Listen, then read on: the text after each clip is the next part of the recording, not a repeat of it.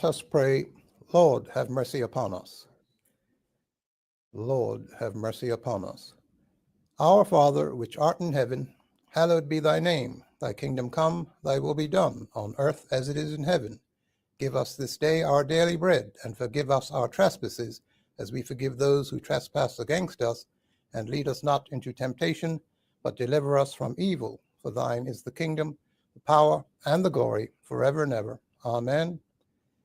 Almighty God, who in thy wisdom and goodness hast appointed the office of rulers and parliaments for the welfare of society and the just government of men and women, we beseech thee to behold with thy abundant favor us, thy servants, whom thou hast been pleased to call to the performance of important trusts in these islands. Let thy blessing descend upon us here assembled, and grant that we may treat and consider all matters that shall come under our deliberation in so just and faithful a manner as to promote thy honor and glory, and to advance the peace, prosperity, and welfare of these islands, and those whose interests thou hast committed to our charge. And this we beg for Jesus Christ's sake. Amen. May the grace of our Lord Jesus Christ, and the love of God, and the fellowship of the Holy Spirit be with us all evermore. Amen. Thank you, Mr. Clerk. Members, the House is now in session.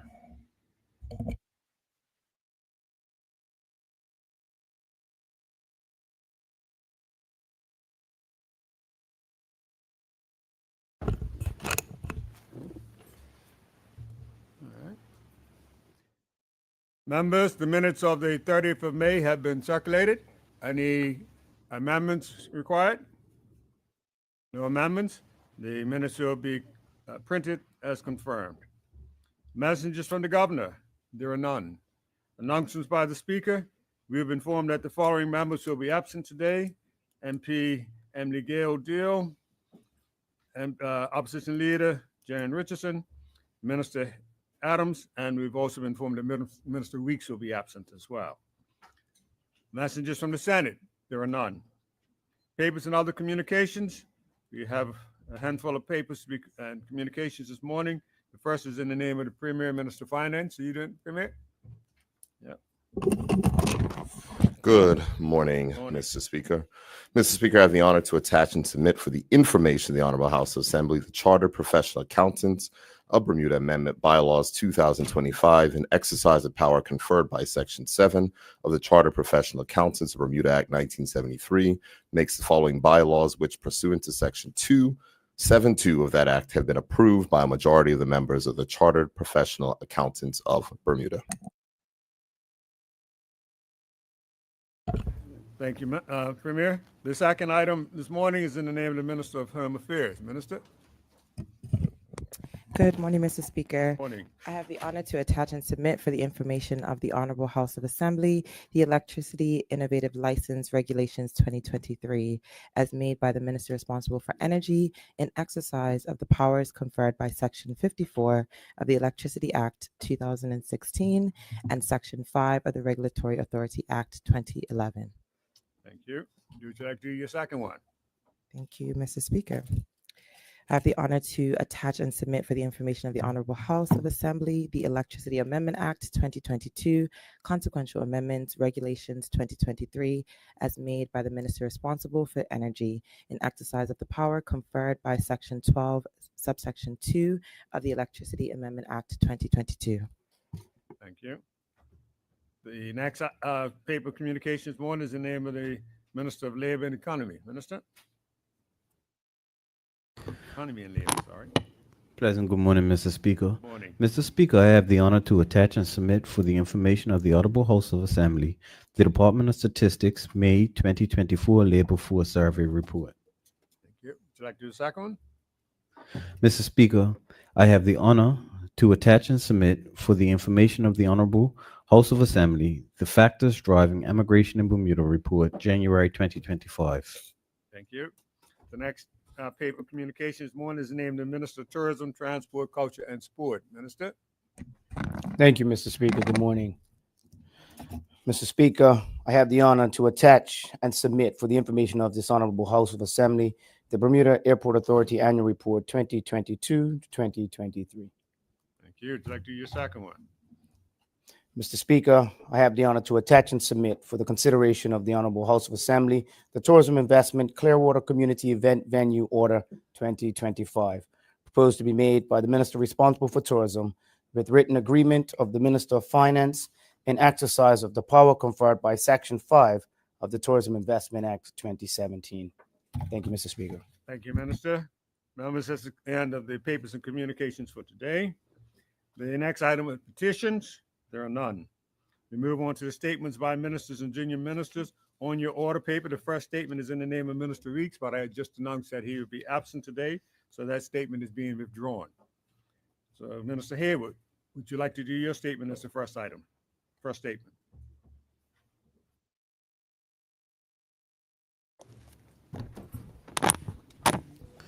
Good morning, Mr. Speaker. Good morning. Mr. Speaker, I rise today to lay the May 2024 Labor Force Survey report and highlight for members of the Honorable House the key findings of the survey. The Labor Force Survey is an economic tool that measures employment, unemployment, and the economically inactive population. The May 2024 Labor Force Survey results show that Bermuda's labor market remains robust. The island reported increased employment and very low unemployment rate of 1.6%.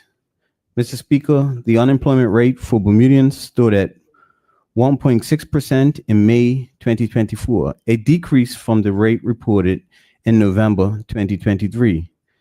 This is another positive indicator as economic and labor policies continue to support local employment. The youth unemployment rate for persons aged 16 to 24 stood at 2.4% in May 2024. This reduction from the November 2023 youth unemployment rate was due to a combination of factors: more employed youth and fewer youth seeking employment. Mr. Speaker, other relevant findings from the May 2024 survey include the following. The employment rate increased 81.4%. The median gross annual income from a person's main job increased to $73,157. Bermudians comprise 76.3% of the working population. The labor force participation rate was 82.8%. The average hours worked per week in the main job was 41.3, and among the economically inactive population, 63.1% were retired. Notably, there was growth in the Bermudian working population and growth in the Bermudian median gross annual income. Mr. Speaker, while the findings indicate progress in terms of a steady improvement and growth in the labor market, the government will continue to press on with effective policies and programs that support Bermudian workers. Mr. Speaker, investment in people is a cornerstone of Bermuda's economic development strategy.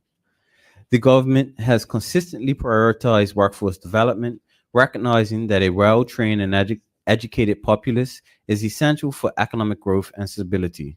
By investing in education, training, and certification programs, the government is enhancing Bermuda's skills and fostering a culture of continuous learning and professional development. These efforts have led to a more competitive and resilient workforce capable of adapting to changing market demands and driving innovation.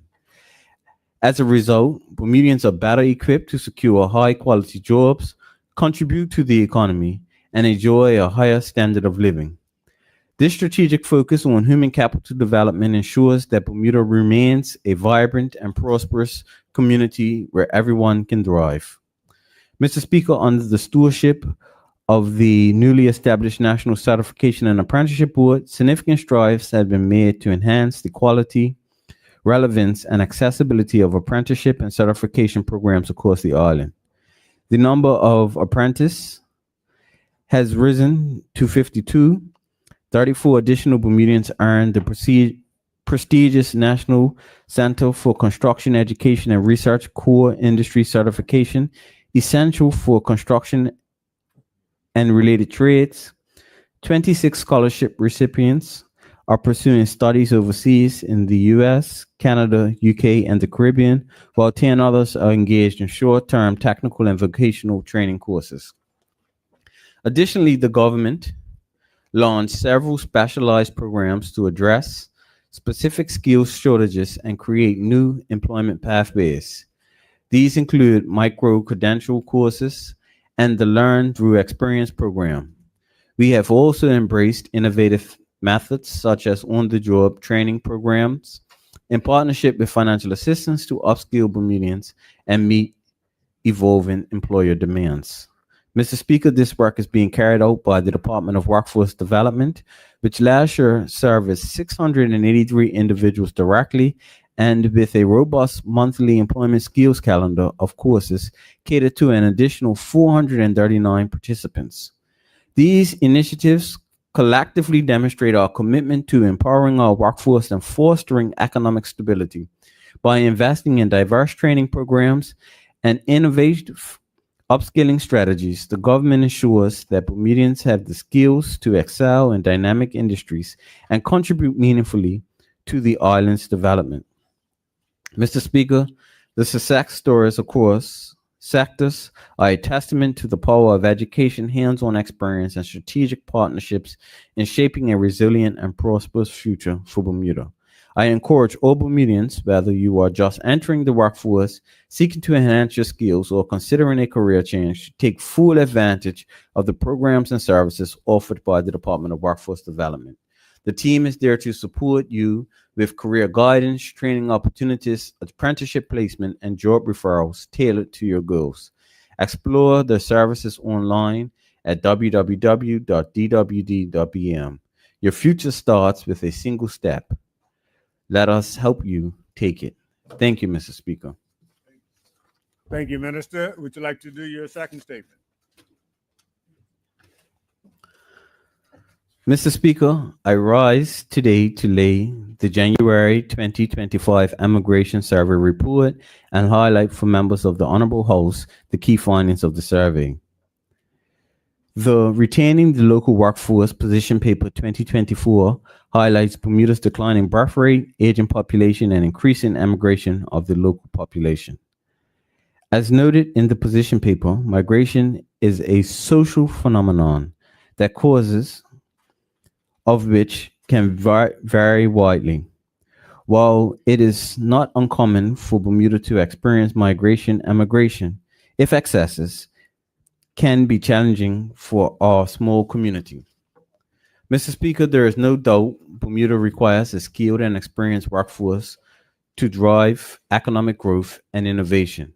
And when talented individuals leave the island, the loss of human capital can hinder our ability to compete in the global market.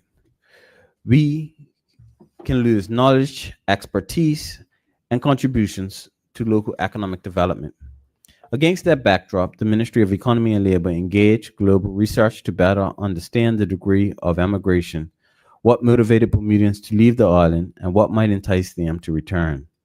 Mr. Speaker, global research conducted 3 studies on Bermudian emigration, undertaking qualitative and quantitative research.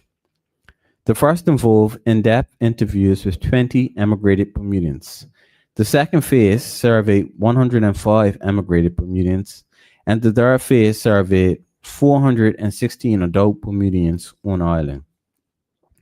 The survey revealed that the most common reasons cited for emigration are the high cost of living and the lack of affordability, particularly beyond retirement, as well as limited employment opportunities and lack of job growth. These economic pressures prompt Bermudians to seek better prospects overseas.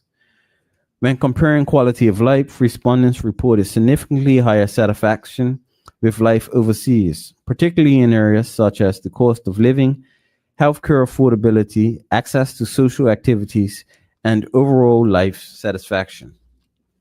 Mr. Speaker, the survey also asks what might have prevented emigration. Respondents pointed to a more manageable cost of living, increased job opportunities, improved public and post-secondary education, and initiatives to make Bermuda a more vibrant and appealing place to live. To encourage Bermudians to remain or return, the most popular suggestions include addressing the high cost of living, engaging with those who have left to understand their reasons, improving educational opportunities, and expanding employment prospects. Respondents emphasized the need for low cost in essential areas such as food, healthcare, housing, and retirement, as well as better access to affordable home ownership. While the survey found that many Bermudians value family, friendships, the island's natural beauty, and safety, it also highlighted concerns about governance, rising crime, and limited social opportunities. Overall satisfaction with life in Bermuda was rated as fair, with the highest satisfaction in personal relationships and safety, and the lowest in the cost of living, healthcare, and governance. Notably, 53% of respondents indicated they may consider emigrating in the future, with 7% likely to do so within the next 2 years. This is a significant portion of our population, and it is imperative that we listen to their concerns and act decisively. Mr. Speaker, these findings present both a challenge and an opportunity. They challenge us to confront the realities facing our people, but also offer a roadmap for meaningful change. By addressing affordability, expanding opportunities, and enhancing the quality of life, we can create a Bermuda where more of our people choose to stay and where those who have left feel welcome to return. The beauty of the island, being close to family and friends, and living in a safe environment were all aspects that respondents valued about life in Bermuda. The top 5 factors motivating Bermudians to emigrate are the high cost of living, difficulty of retiring in Bermuda, overall management of Bermuda, and the economy. Availability of career opportunities in Bermuda, and quality of life and activities in Bermuda. Mr. Speaker, in conclusion, the feedback from global research survey work revealed that respondents appreciated having their opinion heard. They highlighted the beauty of the island, the safety of the environment, and the proximity to family and friends as key factors for enjoying life in Bermuda. However, the primary motivations for Bermudians considering emigration included the high cost of living, challenges in retiring, concerns about the management of the economy, limited career opportunities, quality of life and activities, public school education standards, availability of specialized healthcare for persons with disabilities, and issues related to gang culture, crime, and violence. Thank you, Mr. Speaker. Thank you, Minister. Members, the next statement this morning is in the name of the Minister of Home Affairs. Minister?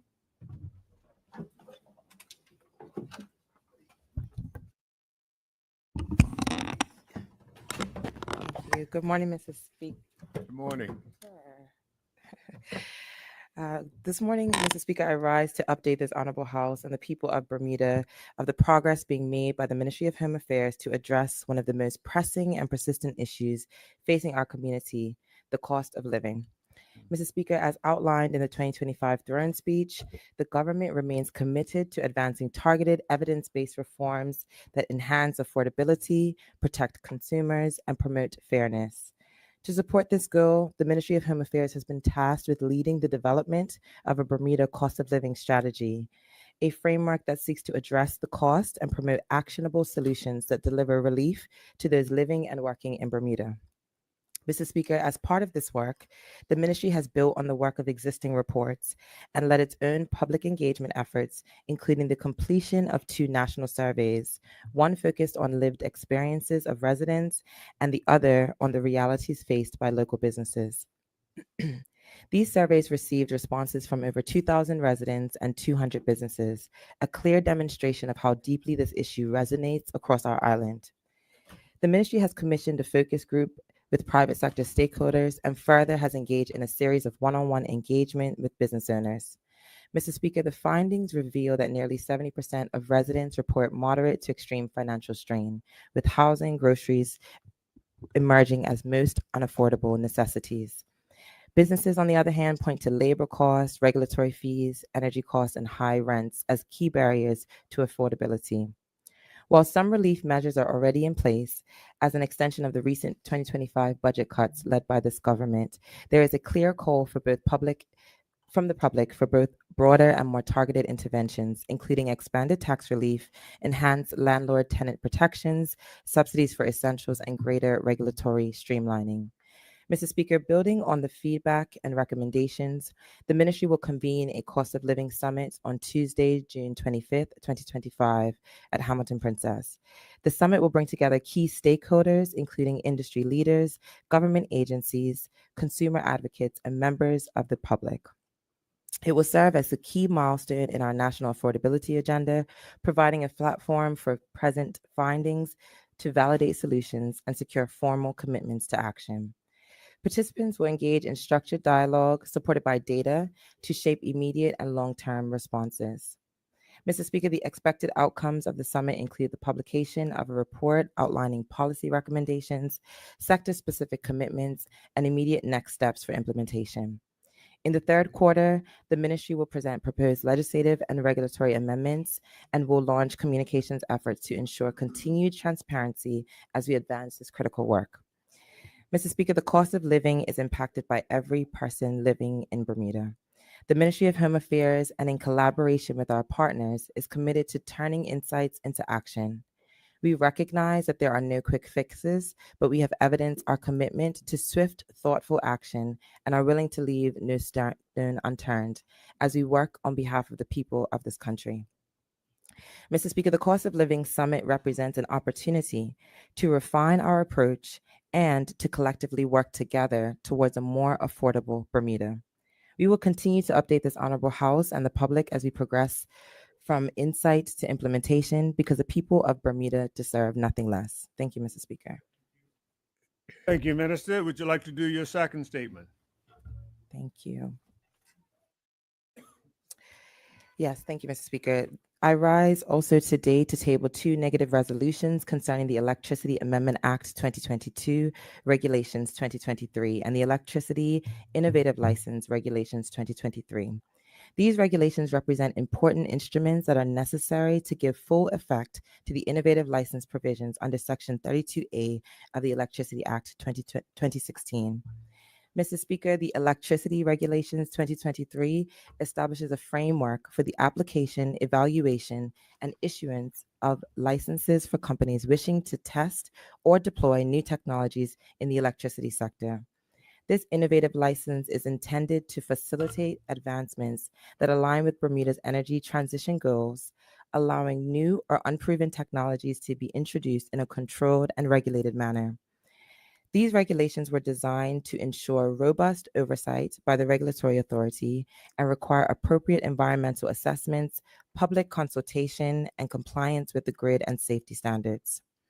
Mr. Speaker, complementary to these are the Consequential Amendment Regulations 2023, which made necessary modifications to other statutes, including the Marine and Ports Services Act 2021 and the Public Lands Act 1984. These amendments were crafted to recognize the scope of the innovative license within maritime and public lands context, thereby removing legal ambiguity and facilitating the practical implementation of pilot or demonstration projects. Mr. Speaker, although both regulations were enacted in 2023, there has been a notable delay in the operationalization of the innovative license framework. The regulatory authority, due to internal capacity and resourcing constraints, was not in a position to receive or process license applications. This delay created procedural uncertainty for prospective applicants and risked undermining the intended benefits of the legislative amendments. Mr. Speaker, today's tabling of these regulations as negative resolutions reaffirms this government's commitment to delivering a predictable and transparent regulatory environment for innovation in the energy sector. We are hopeful that these resolutions now formally before the legislature, the regulatory authority will be in a position to begin accepting applications and issuing licenses in accordance with the prescribed framework. Mr. Speaker, this government continues to support responsible introduction of innovation in the electricity sector, recognizing the importance of technology in achieving cleaner, more affordable, and more resilient energy systems for Bermuda. We will continue to work closely with the regulatory authority to ensure the efficient and fair implementation of these tools and to maintain the public's confidence in the regulatory process. Thank you, Mr. Speaker. Thank you, Minister. Members, the next statement this morning is in the name of the Minister of Tourism, Transport, Culture, and Sport. Minister? Thank you, Mr. Speaker. Mr. Speaker, June is a time when we pause to honor our national heroes, those exceptional individuals whose courage, vision, and service have helped shape Bermuda as we know it today. Mr. Speaker, being named a national hero is not just a ceremonial title. It reflects a legacy of courage, integrity, service, and vision. Our national heroes represent the best of us. They have enriched the lives of others, improved the quality of life in Bermuda, and demonstrated a lasting commitment to the progress of our island. Mr. Speaker, by honoring their lives, we celebrate the values that define us as Bermudians: dedication to community, strength of character, love of country, and a deep belief in justice and fairness. To know our heroes is to know ourselves, our collective history, our identity, and the qualities that make Bermuda strong. They show us what is possible when passion meets purpose and remind us of our shared responsibility to build a better society. Mr. Speaker, National Heroes Day is a time for reflection, honor, and gratitude. This year, we reaffirm our commitment to recognize the 8 extraordinary Bermudians who have already been named as national heroes. Their stories continue to guide and inspire us. Mr. Speaker, the Naming and Recognition Committee under the National Heroes Act 2024 is a diverse committee of various sectors to ensure the selection process and the decision is fair and transparent. The members were selected in accordance with the statutory requirements, including representation from the public and the opposition. The committee unanimously concluded that none of the nominated individuals met the threshold of exceptional and outstanding service to Bermuda, required under Section 4.1 of the Act. Mr. Speaker, a letter dated the 27th of May, 2025 was submitted to me stating the following. Following careful review and discussion, the committee has reached its recommendation. While we deeply respect the accomplishments of the nominees, it is the committee's view that a new national hero is a profound.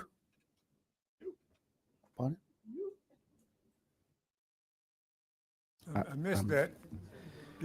Following careful review and discussion, the committee has reached its recommendation. While we deeply respect the accomplishments of nominees, it is the committee's view that a new national hero is a profound honor reserved for individuals whose impact is not only exceptional, but larger than life. After a comprehensive assessment of the 25 individuals nominated, the committee concluded that none fully met the threshold at this time.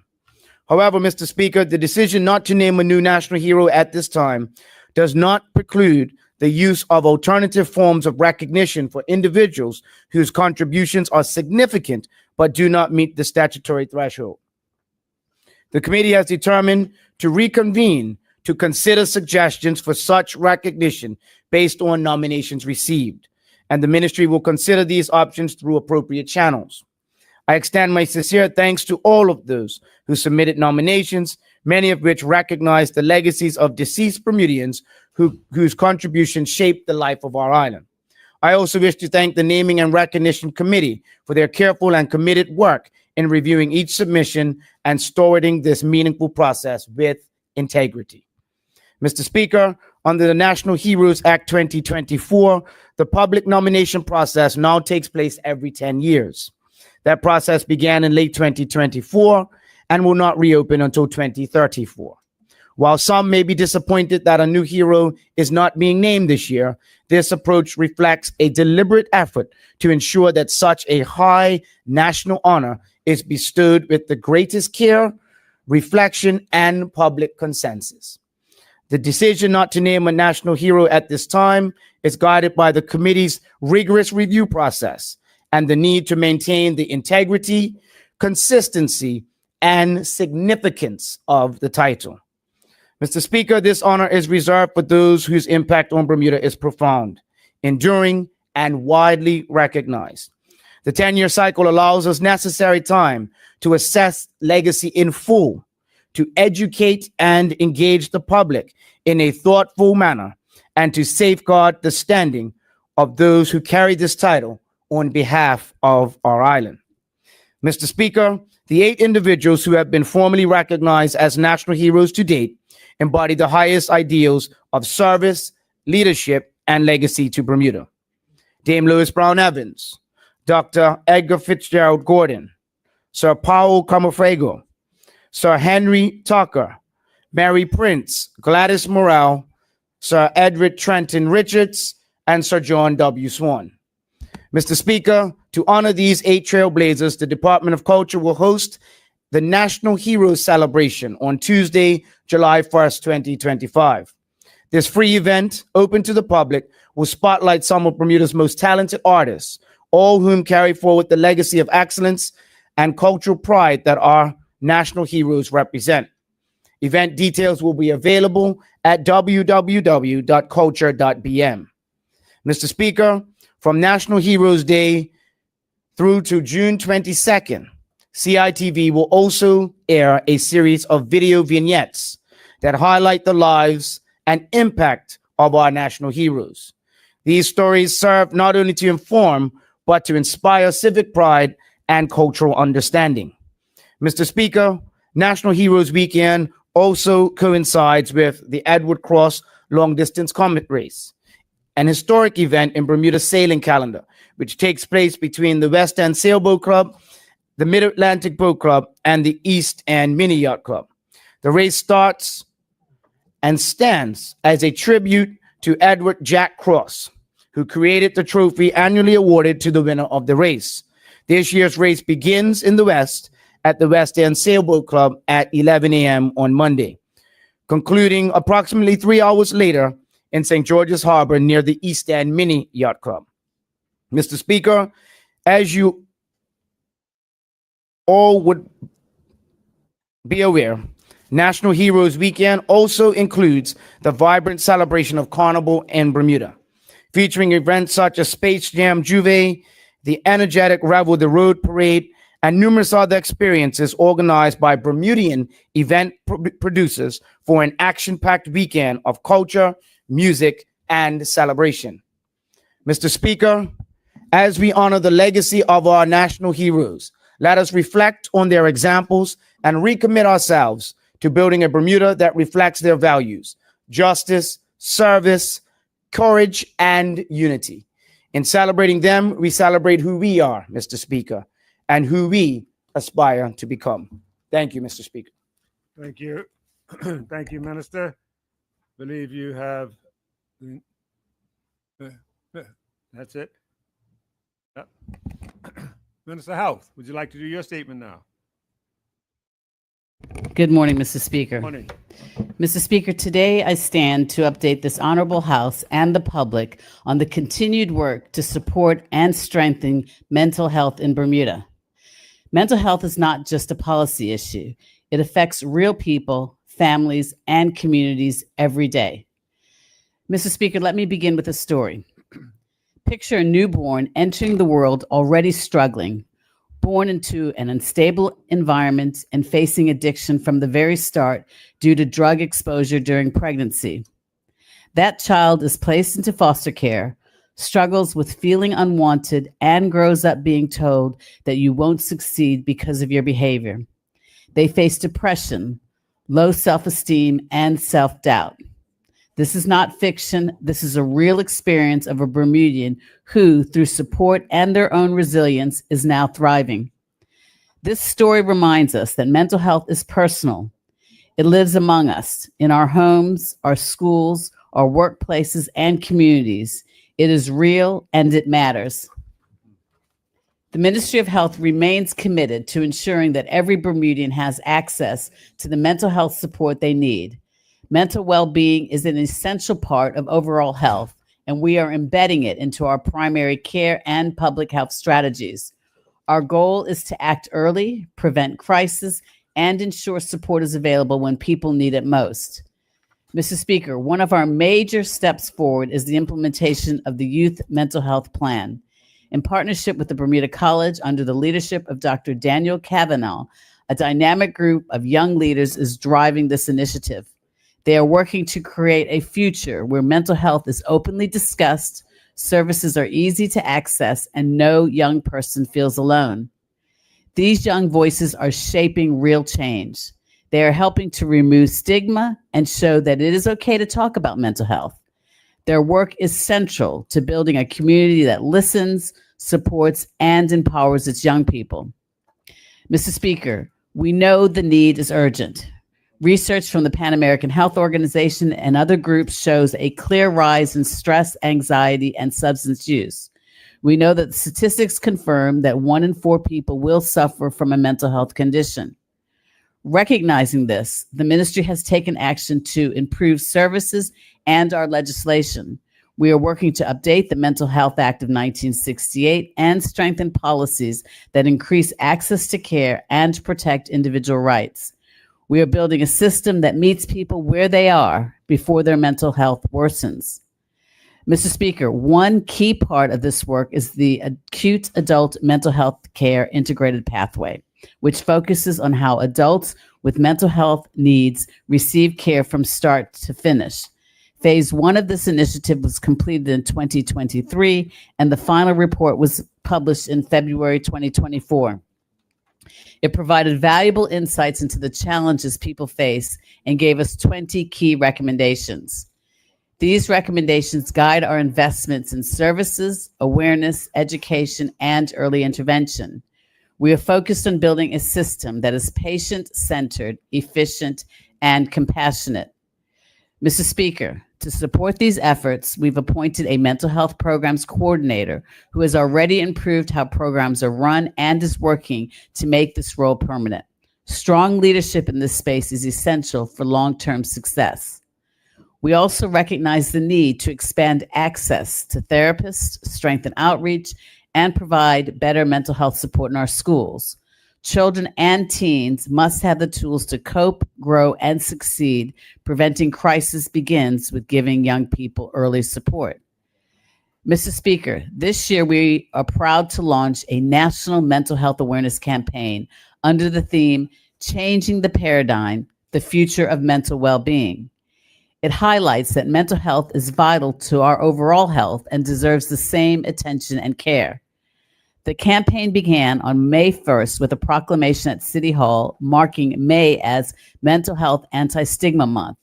And its tagline, Mr. Speaker, is "We are not an island." And that reminds us that while Bermuda may be geographically isolated, no one should feel isolated when facing mental health challenges. Throughout May, we held events to engage people of all ages, raising awareness, starting conversations, and helping everyone better understand mental health. These activities were developed in partnership with a range of community groups, service providers, schools, and health organizations. And we thank our partners such as the Bermuda College, the Bermuda Hospitals Board, the Family Center, Solstice, and many others for joining us in this shared mission. Mr. Speaker, our message is clear. There is no health without mental health. No one should be ashamed of seeking help. Getting help is a sign of strength, not weakness. We will continue to follow the guidance of our care pathways and youth plan to build a community where mental wellness is visible, valued, and supported. I strongly encourage everyone to be part of removing stigma in our community and making sure every person in Bermuda knows that they are not alone. Thank you, Mr. Speaker. Thank you, Minister. Members, the next statement this morning is in the name of the Minister of Cabinet Office and Minister Raban. Good morning, Mr. Speaker. Good morning. Good morning, colleagues. Mr. Speaker, I rise today to shine a light on a celebration that may not make the front page news, but quietly shapes the way we understand who we are. On June 9th, the Bermuda Libraries and Archives commemorated International Archives Day. Here in Bermuda, they are celebrating it with a month-long exhibition titled Legacy in Paint and Paper, which is open until July 9th at the Bermuda Archives. Mr. Speaker, that name, Legacy in Paint and Paper, says it all. It brings together two artists, two ways of seeing one island's layered story. This exhibit is the result of a powerful collaboration between the Department of Libraries and Archives and the National Trust. It places the work of Edward James and Thomas Driver side by side. These are two men capturing similar scenes of Bermuda in very different ways. What they show us is not how Bermuda looked, but how it felt. Mr. Speaker, International Archives Day is not just about dusty boxes or yellowed maps. It's about memory. It's about truth. It's about keeping our story whole. Archives matter because they do four quiet but critical things. They protect our rights, they support learning, they safeguard transparency, and they collect generations, those who came before and those still to come. The team at the Bermuda Archives does this work with care and consistency every single day. They gather records, land deeds, photos, letters, even voices from the past are recorded, preserved, and made accessible, not only to the local population, but also to the wider world. The Bermuda Archive serves as many as 30 overseas academics each year who are conducting research on the island's unique history. Topics researched by those visiting scholars range from maritime history, colonial records, and the records of enslaved people and the role Bermuda played in the supporting the Virginia colony and the commerce in the early Americas. These are not just documents, they are echoes, they are anchors, they are reminders that we stand on the shoulders of those who came before us. Mr. Speaker, this exhibit is also a reminder of what happens when we work together. The Bermuda National Trust holds the largest private deposit in the National Archives, a sign of trust and of shared responsibility.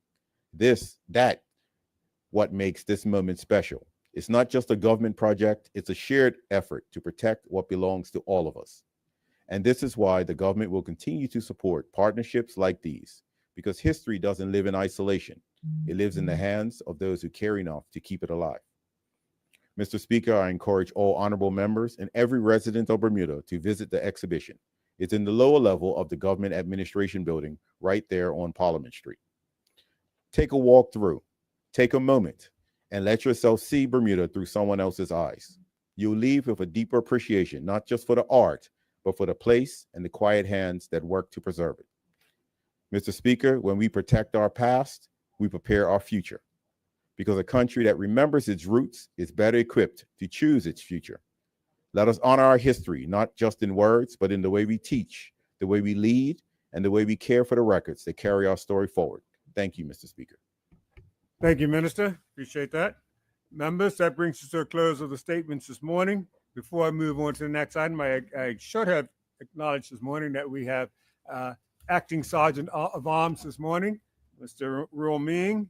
Sergeant of Arms Allen is off the island at the moment, and we appreciate Mr. Ming making himself available to us. Thank you, sir. The next item on the order paper is the reports of committees. There are none.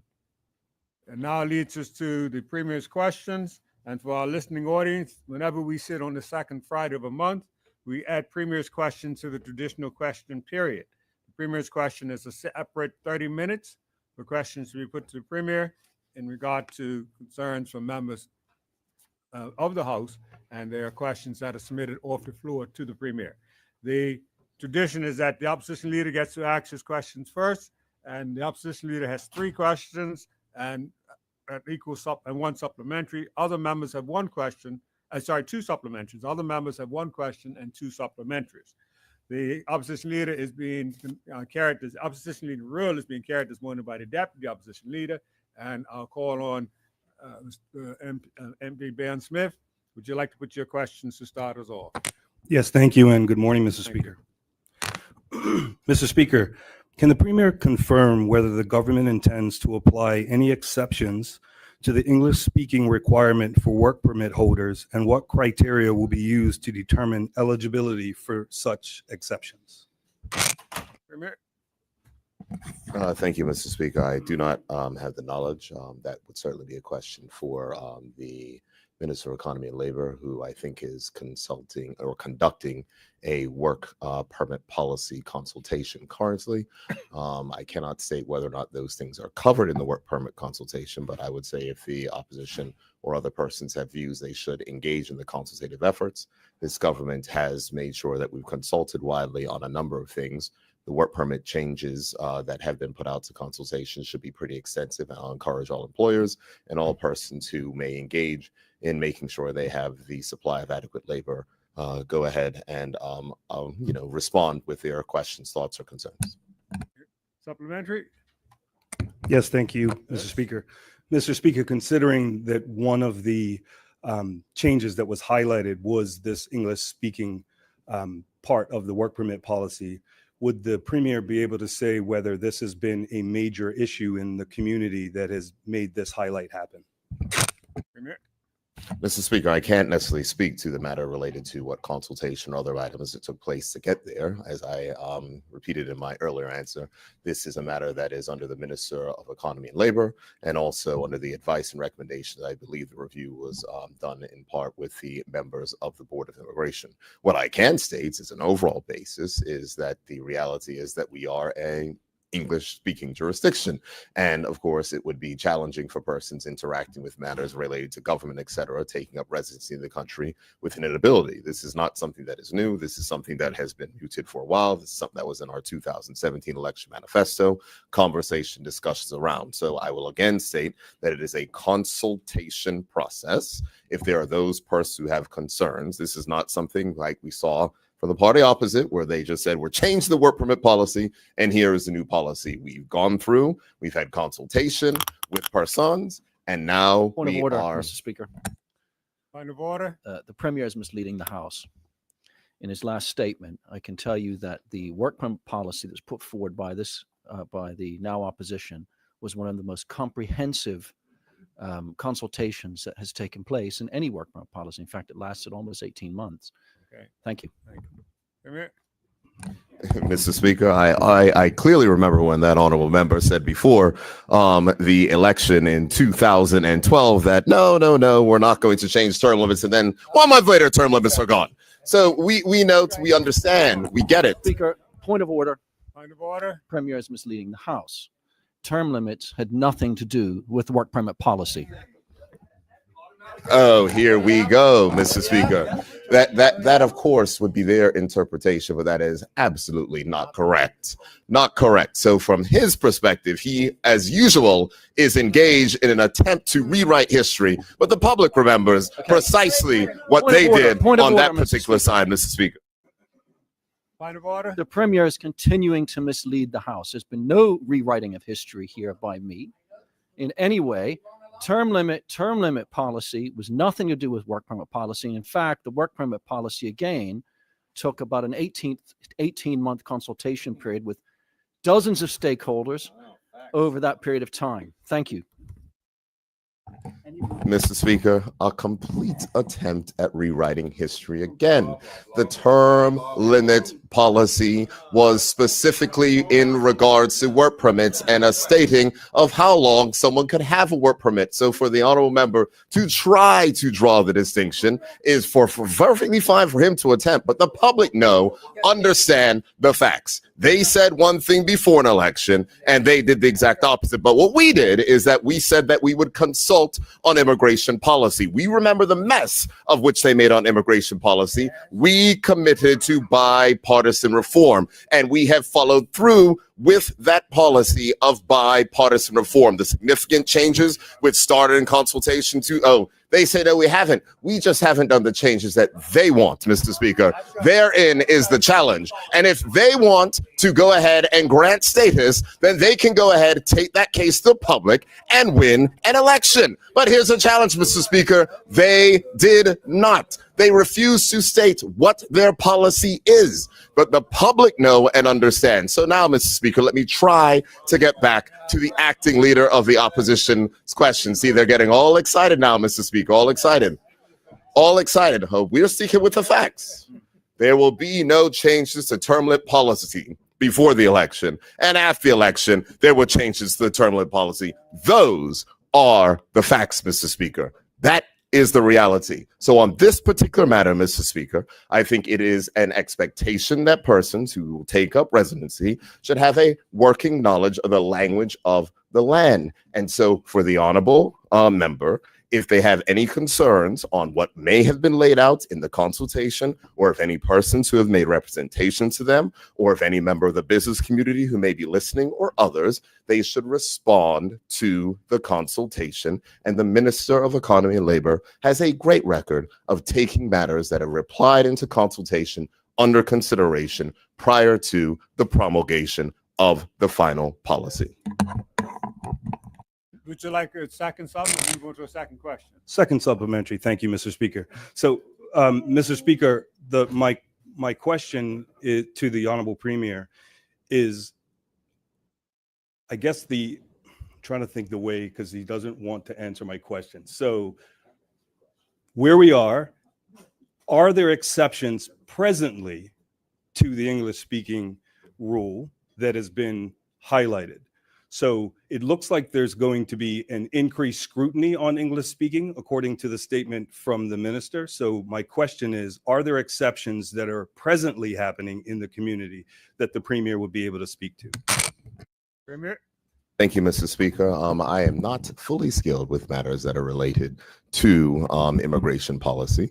Those are matters that are related for the Minister of Economy and Labor. On the specifics of which we asked, the minister has informed me that there is an English-speaking policy, and I will again remind the honorable member that if there are questions or concerns regarding what has been put out in consultation, that the opposition has a chance to respond to the consultation. He, as a private citizen and business owner, has an opportunity to respond to the consultation. Everyone has the opportunity to respond to the consultation, and those matters will be taken under advisement prior to the final promulgation of the policy. Second question. You used your 2 subs. It's your second question. Thank you, Mr. Speaker.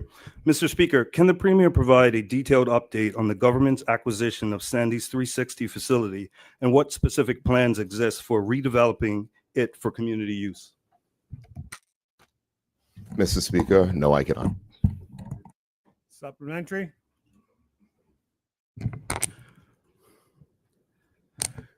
Considering how important that facility was to the West End, would the Premier be able to get information to provide to the House in the future? Premier? I'm sure we can, and I'm sure those matters will lay under the Minister of Public Works. So if there is a request for those particular matters, happy for the appropriate minister to respond with those specific items. We do know that there was a proposal previously in 2018. Money was set aside in the budget for SANS 360. There was a dispute with the trustees, and I think the honorable former minister at that time did give a statement to the House, which I'm sure the honorable member was a member of the House at that time, where he did state what the situation with SANS 360 was. There has been an attempt at re-engagement, but I cannot provide an update at this time, as I do not believe those matters have been finalized. If they are finalized, well, they're not to my knowledge, they're not final. If they are finalized, and I'm certainly that the honorable minister responsible for public lands and buildings, the honorable minister of public works and environment, can provide an update. Second sub or? Second sub. Okay. So would the honorable Premier be able to at least let us know whether the purchase of SANS 360 by the government has actually been completed? The answer is no. Okay. Third question or? Third question. Yep. Thank you, Mr. Speaker. Mr. Speaker, would the honorable Premier be able to give us an update on the Ottawa Simmons Arbitration Center? Mr. Speaker, there is no further updates to report this time. Okay. Thank you. Supplementary? Supplementary. Thank you, Mr. Speaker.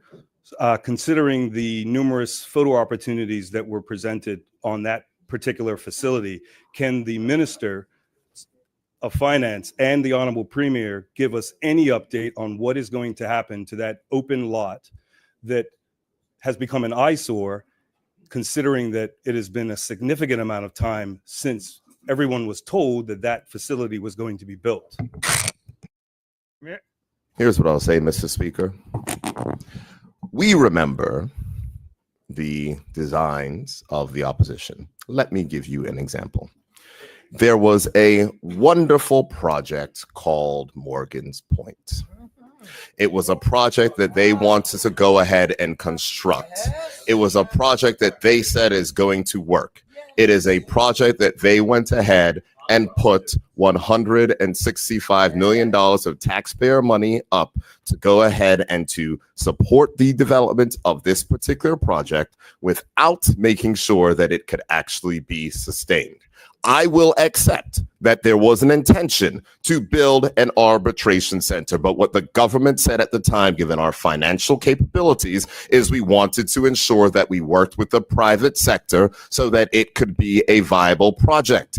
We were unable to get to that space. So the question is, should we follow their example, put up a building, put a government guarantee on it, and for it to not to succeed? What I will say is, Mr. Speaker, that there is still an opportunity for those things to develop. But what we want to do is we want to make sure it is done right. We want to make sure it is done in conjunction with the private sector. We've spoken about matters related to arbitration. And so from that aspect, we're not going to follow their mistake. We have a record of fiscal prudence, making sure that we do these things right and proper. And we're going to make sure that we're going to get it right, unlike the mistakes that were made by the party opposite. And there is a wonderful $200 million bill of what says that we need to execute promises at all costs. We're going to make it. And if things have to be adjusted and things have to change, we will make those decisions as we have done here. And this is not the first time that update has been given. Your supplementary? Second supplementary, Mr. Speaker. So, Mr. Speaker, the opposition was able to show a public-private partnership with the airport on time, on budget. So my question is, can the Premier explain why he was unable to get a public-private partnership in place in order to get this facility built? Second one. Mr. Speaker, it is quite funny of the attempt once again to make comparisons where comparisons do not exist. So the honorable member has raised the issue of the airport. Let's be clear, Mr. Speaker, an airport is an existing item that has a existing stream of revenue which has been diverted from public sector now to the private sector. And we know that the company of whom they sign agreement with has made over 100% profit already off the backs of the Bermudian taxpayer. While, Mr. Speaker, Mr. Speaker, important point to note, while fares continue to go up and an agreement of which they made, which ties to the rate of inflation. And with global inflation, there means that the bills are going higher and higher and higher, impeding our ability to continue to attract visitors to this country. That is their record, Mr. Speaker. So now let me be clear on this one. It is a complete difference when talking about a new stream of revenue versus a guaranteed stream of revenue. And the only way that they were able to get the airport through, as he's talking about negotiations, is to guarantee the stream of revenue. And how much money have we paid to ACON underneath that, Mr. Speaker? Just shy of $50 million. So if the honorable member has money that he believes that we should just put up for a guarantee on that particular point, then that is their perspective. But guess what, Mr. Speaker? That is the reason why they're in opposition, and we are not going to make the same mistakes that they made, Mr. Speaker. Thank you. That concluded the opposition leader's question. The next member is MP DeCudo, who would like to put his question to the Premier. Yes, good morning, Mr. Speaker. Thank you. When will this question is for the Honorable Premier, Mr. Speaker, and Minister of Finance. When will the tax reform? Members? I think this is an important topic. I'm sure the members on the other side will be interested in the answer. What's your question? When will the Tax Reform Commission report be made available to the public? Thank you, Mr. Premier. Premier? Mr. Speaker, the Tax Reform Commission has said that they will be looking to deliver the report by the end of June. I have not heard anything otherwise from the Tax Reform Commission to indicate that there will be a delay. Supplementary?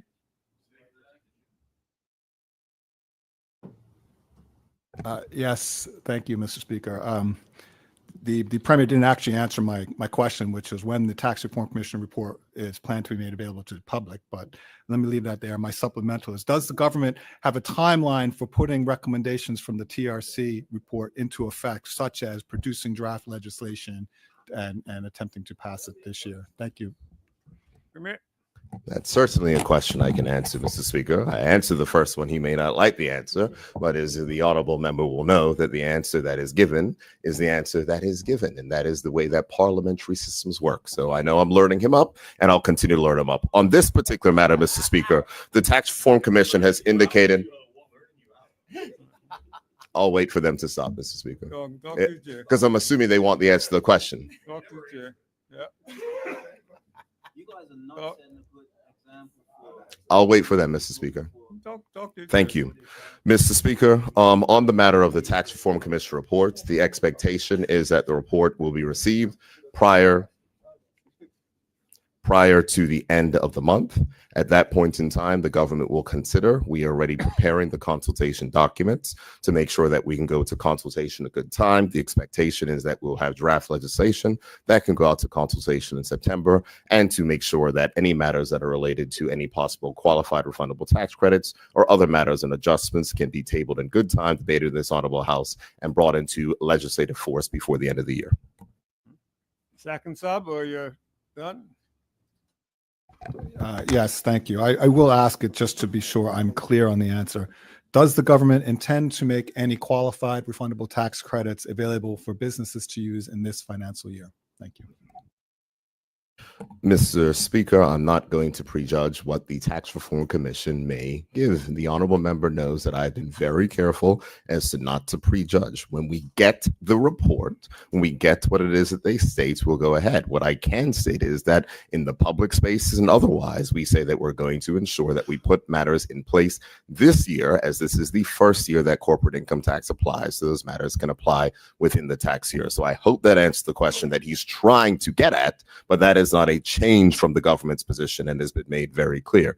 We intend to ensure that these matters are legislated before the end of the year.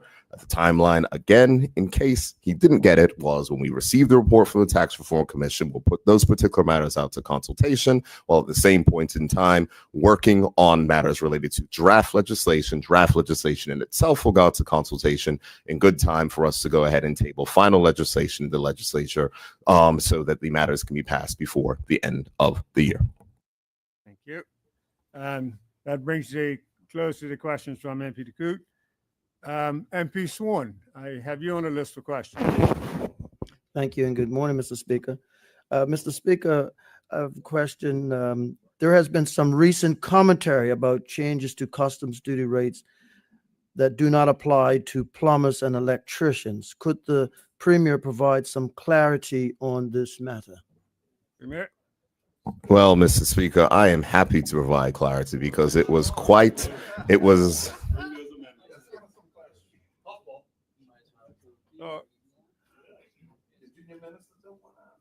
you can answer. Come on. I'll wait for them, Mr. Speaker. Right, that's, I hear you. No problem, Mr. Speaker. I'm going to wait for them. So, Mr. Speaker, I thank the honorable member for his question, because it is unfortunate of, I guess I would say, the cloud that was cast by members opposite on these particular matters, going out and saying that, plumbers have been excluded and electricians have been excluded and this and that, all of which is not correct, Mr. Speaker. They had said things in regards to plumbing, PVC pipes, flex wires for what's called, all these things were left out. That is not correct, Mr. Speaker. The fact is that there are a significant number of items which are captured in the customs duty changes that apply across the board to both the plumbing industry and also the electrical industry, as the intention of the government was to ensure that matters that are part of residential and or commercial construction, the duty rates are reduced. And so the legislation does reduce duties to 10% on a wide variety of items such as steel piping, steel wire, plumbing fixtures, non-insulated copper wire. There are a couple of categories, Mr. Speaker, which have been left out. as has been stated in public, we will happily bring those particular amendments. It is also important to note that there are some particular matters that were intentionally left out, which members have heard representation from their supporters who have come to the government as well, saying that those things want to be included. Those are under broad ranges of miscellaneous categories, and those things will not all be excluded because, you know, there is representations for things that are saying like ceiling fans and others, Mr. Speaker, which are not going to be a part of this. This is in regards to the work that is necessary for the building and construction. So we need to make sure that we are. I'm gonna wait for that, Mr. Speaker. No, I can hear you.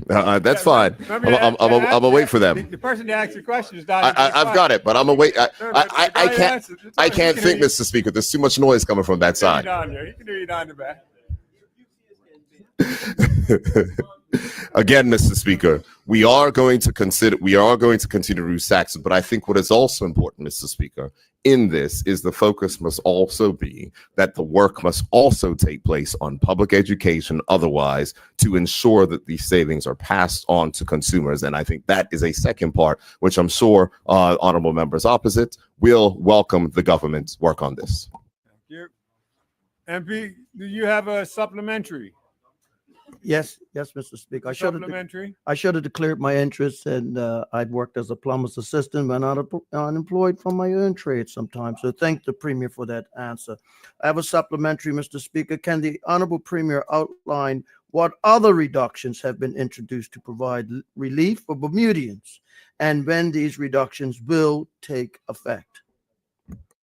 Mr. Speaker, I thank the honorable member for his question. The important thing to note is that the duty changes that we have mentioned will come into place on July 1st. That is important. In addition, the other customs duty rates will come into effect, such as the elimination of customs duty on motor vehicle parts, the further reduction in fuel duty, which I think is timely given the inflammation of tensions of which we've seen in the Middle East, in addition to the reduction in mobile phone taxes. Second sub? No. Okay. The next member on the list is MP Al Smith. Thank you, Mr. Speaker. I'm sure the Premier spends probably more time than we do traveling around the island and can probably see what we see. And so my question is in relation to what we are seeing, which is a proliferation of very large banner advertisings all over the roadways, on buildings, on construction fences, on the side of bus shelters. As a matter of fact, as we sit here today, there are 9 banners at the intersection of T Street and Middle Road, and they're surrounding a sign that says it's a frequent accident spot. And there are 11 banners. There are 11 banners at the Paget traffic lights. And I don't know if the Premier is aware, but it doesn't seem like any particular department is in charge of providing guidance or doing anything about this. And my understanding is that there's an interministerial committee that's looking at that. And my question is, when can the public expect to see there being some guidance or something done about that? Thank you very much, Mr. Speaker. Mr. Speaker, I will welcome the honorable member to this chamber and thank her for a question which she has raised, which is certainly something that has seen, I guess I would say, disturbing proliferation that we've seen. It's gone from a small amount to an increasingly larger amount. The reality is that these measures are governed under the Advertising Regulations Act 1911. But as you can imagine, that is a very old act. It was when we used to do regulations inside of acts way back in 1911. The throne speech should speak to the repealing of that particular act and the changing and updating of that. Those matters are not being done by an interministerial committee, so the honorable member is misinformed. Those matters are squarely under the responsibility of the Minister for the Cabinet Office and Digital Innovation, who is looking and reviewing those particular matters. But they are under the Advertising Regulations Act. It is an act that needs to be updated because this is an act that, you know, bans many things. The Advertising Regulations Act means that signs on buildings cannot be bigger than 12 inches tall. And I can name many buildings in the city of Hamilton where they be buildings that have logos of companies, etc., all the rest, which are technically out of step. This is something that has not necessarily been enforced. The minister will certainly engage on that particular matter with consultation, and an update will be provided. I will say that there is a proliferation of these matters. It is challenging. We want to make sure that we strike the right balance, because we recognize that what is currently being seen by whether it be event promoters or others are the need and desire to reach the public so they can advertise various events. That means that on a number of matters, they may not be seeking that they're getting the appropriate penetration through our local media landscape. And the other challenge is that, of course, with digital advertising nowadays, the reality is also that a lot of that money will actually go overseas to places like Facebook and Google and Meta, et cetera, and so Meta and Google and other online platforms. So there is something that needs to be done. The Minister for the Cabinet Office of Digital Innovation is doing it, and I would certainly welcome, and I'm sure the Minister will welcome, any suggestions that honorable members opposite may have in regards to that. But I'm sure there will be a consultation and members can certainly participate. But I thank the member for a question. It is something the government's looking at. It is something that we need to make sure that we deal with, because it seems as though they were in a few places and now they are everywhere. I was quite surprised when I came out of one place and I was like, oh, they put signs there too. It is getting bad. So I accept the honorable member, and the government does have plans to tackle it, and under the Minister of Cabinet Office and Digital Innovation. Supplementary? Yes, I do. Thank you, Mr. Speaker. Can the Premier give us a sense of a timeline from when we can see something happening here? And I actually did, just for clarification, I actually did speak to people within government departments trying to find somebody, and obviously it isn't a period of shift right now, but I know the public would like to know when there's going to be some guidance about this. Thank you, Mr. Speaker.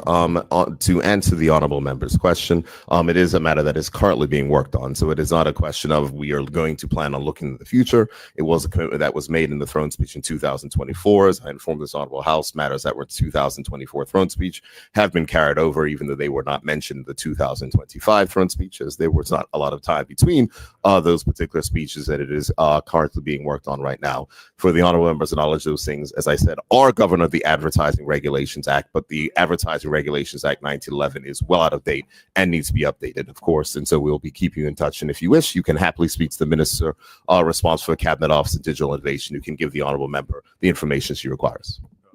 Second sub. Thank you very much. And as we're waiting for this to be done, what is going to be done about the banners that are out there right now that will expire because the event will have taken place? And there are a lot of them around the Cup match period and even around this weekend. And who's responsible for taking them down? I appreciate the honorable member's question, and I'll ask the Minister for Cabinet Office and Innovation to respond to that honorable member specifically on those particular points. I think in the interim, while we are reviewing this particular legislation, I think there should be a very clear expectation that persons who are involved in these particular activities after the event is done, it should at least take the banners down at a minimum. But we need to make sure that we get guidance around this. And, there are precious resources. So it's not like I want to, take the police off of, gang targeting intervention to go and do things. So there is a delicate balance here. Laws are meant to be enforced by the police and the Advertising Regulations Act. Those are supposed to be enforced by the police, but we have to always take that balance. So I understand what the honorable member is saying, and I will certainly ask her to speak to the Minister for Cabinet Office and Digital Innovation. Thank you. That's your two supplementaries. The next person on the list will be MP Government Whip Terrell. Would you like to put your question? Mr. Speaker, that we have left. Mr. Speaker, there's been a lot of recent commentary on corporate income tax, especially for some from the opposition and in the local media, regarding the projected revenue outlined in this year's budget. Can the Honorable Premier provide clarity on how those projections were determined and whether he remains confident in their reliability? Thank you very much, Mr. Speaker. Mr. Speaker, I thank the honourable member for his question. There is an unfortunate note of uncertainty that is attempted to be put into the public domain. On this, I'm not going to blame the opposition. On this, I will try to blame the Royal Gazette. The reality is that there's a lot of talk and chatter related to legislation that is pending in the U.S. House of Representatives. I want to make it clear for yourself, Mr. Speaker, and for honourable members that that legislation does not target Bermuda's corporate income tax regime. Unfortunately, members, the time has run out for the Premier's questions. We'll now move on to the regular question period, which is 60 minutes. And we'll start with the written questions that have been submitted. I think the written questions all required oral response. And the written questions were from MP DeCudo, and I believe they are on behalf of to the Premier. So would you like to put your questions now? Yes, thank you, Mr. Speaker. Question to the Honorable Premier and Minister of Finance. Will the Honorable Premier and Minister of Finance please inform this Honorable House of the current status of several regulatory initiatives identified in the BMA's 2024 business plan, specifically the framework for designating ESG compliant funds, digital identity pre-consultation, basic banking services draft proposals, appeals tribunal framework alignment, and embedded supervision for DeFi, none of which were substantively reported in the authority's annual report 2024. Thank you. Thank you very much, Mr. Speaker. Mr. Speaker, I thank the honorable opposition leader for the questions of which he raised, which are being asked by the Shadow Minister of Finance, to allow me an opportunity to clarify these particular matters. Of the first, it's a very long question, but I will respond. And of course, I will just state that for the purposes of ease in House management, for questions that are requesting such a detailed response, in the future, it might be better for the honorable members opposite to submit these questions in writing for written answers. Nonetheless, Mr. Speaker, in response to the question, designated environmental and social governance ESG compliant funds, in 2024, the Bermuda Monetary Authority undertook extensive research into sustainability and climate-related standards to identify strategic opportunities for enhancing our investment funds regime. This work provided critical insights that informed the adoption of a building blocks approach, a phased strategy to systematically integrate sustainability considerations into the regulatory framework. As a foundational step, the focus in 2005 will be on expanding sustainability-related disclosure requirements. This initial measure aims to mitigate the risk of greenwashing and lay the groundwork for future sustainability-related framework enhancements. Given the shifting global policy landscape regarding this topic, including Bermuda's major trading partners, the authority is also monitoring global sentiment trends, which have and will continue to have influence on the pace at which the authority progresses this initiative. On matters related to the proposed digital identity service provider regime, pre-consultation took place in 2024, a matter of public record, and the initial public consultation period on the provided DSP regime closed on the 10th of January 2025, which is outside of the time of the annual report, but I'm sure honorable members, especially the opposition leader who has familiarity with the BMA, knows that that closed at that point in time, with substantial feedback provided. The authority reviewed the feedback, and its stakeholder response letter was published on the BMA website on the 29th of April 2025, which is a matter of public record. The authority has now begun developing legislative proposals based on the positions communicated in the stakeholder letter and intends to begin further consultation on that proposal in July 2025. In due course, the finalized proposal will be sent to the Ministry of Finance with a view to having the bill drafted for implementation before the end of 2025. The development of associated secondary instruments, in particular dealing with cyber risk, has commenced. These instruments will be finalized and consulted on after primary legislative proposals are complete. Throughout this process, the authority is committed to remaining engaged in dialogue with the relevant government and industry stakeholders.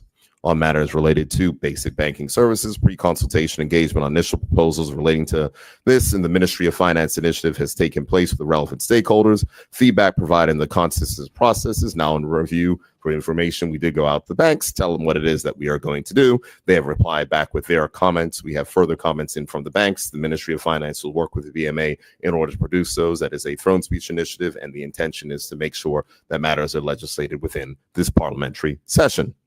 Moving on to the appeals tribunal regime.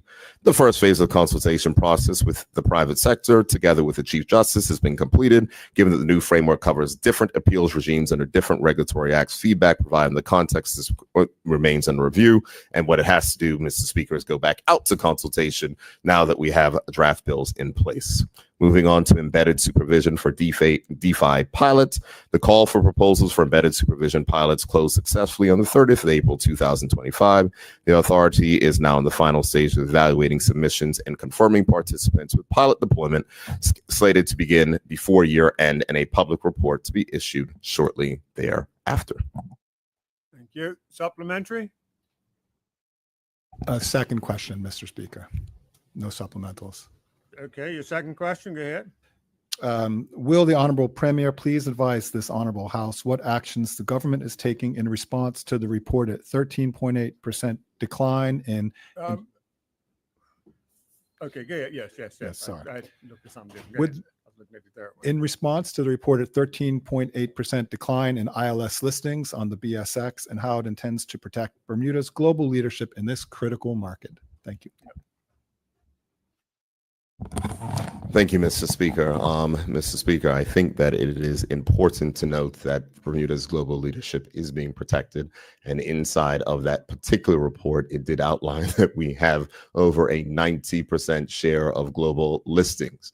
And so it is difficult for us to say that we are somehow losing our global dominance in this, and we continue to have over 90% of the market. Nonetheless, it is clearly evident that other persons, in many instances where Bermuda has lead, are jealous of what it is that we're doing and trying to replicate those. I will say, Mr. Speaker, that Bermuda does remain the dominant jurisdiction for insurance-linked security structures, evidenced by its holding of over a 90% market share of global outstanding CAT bond issuances. The Bermuda Stock Exchange continues to support the efficient listing service for the ILS market. The decline in ILS listings is primarily attributed to the maturity and redemption of the issuances notes in the normal course of the ILS market cycle, and to a lesser extent, the reduction in issuances of mortgage ILS. That said, Bermuda continues to see an uptake of other forms of alternative capital, namely collateralized insurers. A number of jurisdictions are attempting to become ILS centers. Notwithstanding the increased competition, the decrease in listing is not a Bermuda-specific issue, given that Bermuda's global market share remains above 90%. Furthermore, the Bermuda Monetary Authority consistently supports the ILS market by taking actions that ensure Bermuda remains attractive.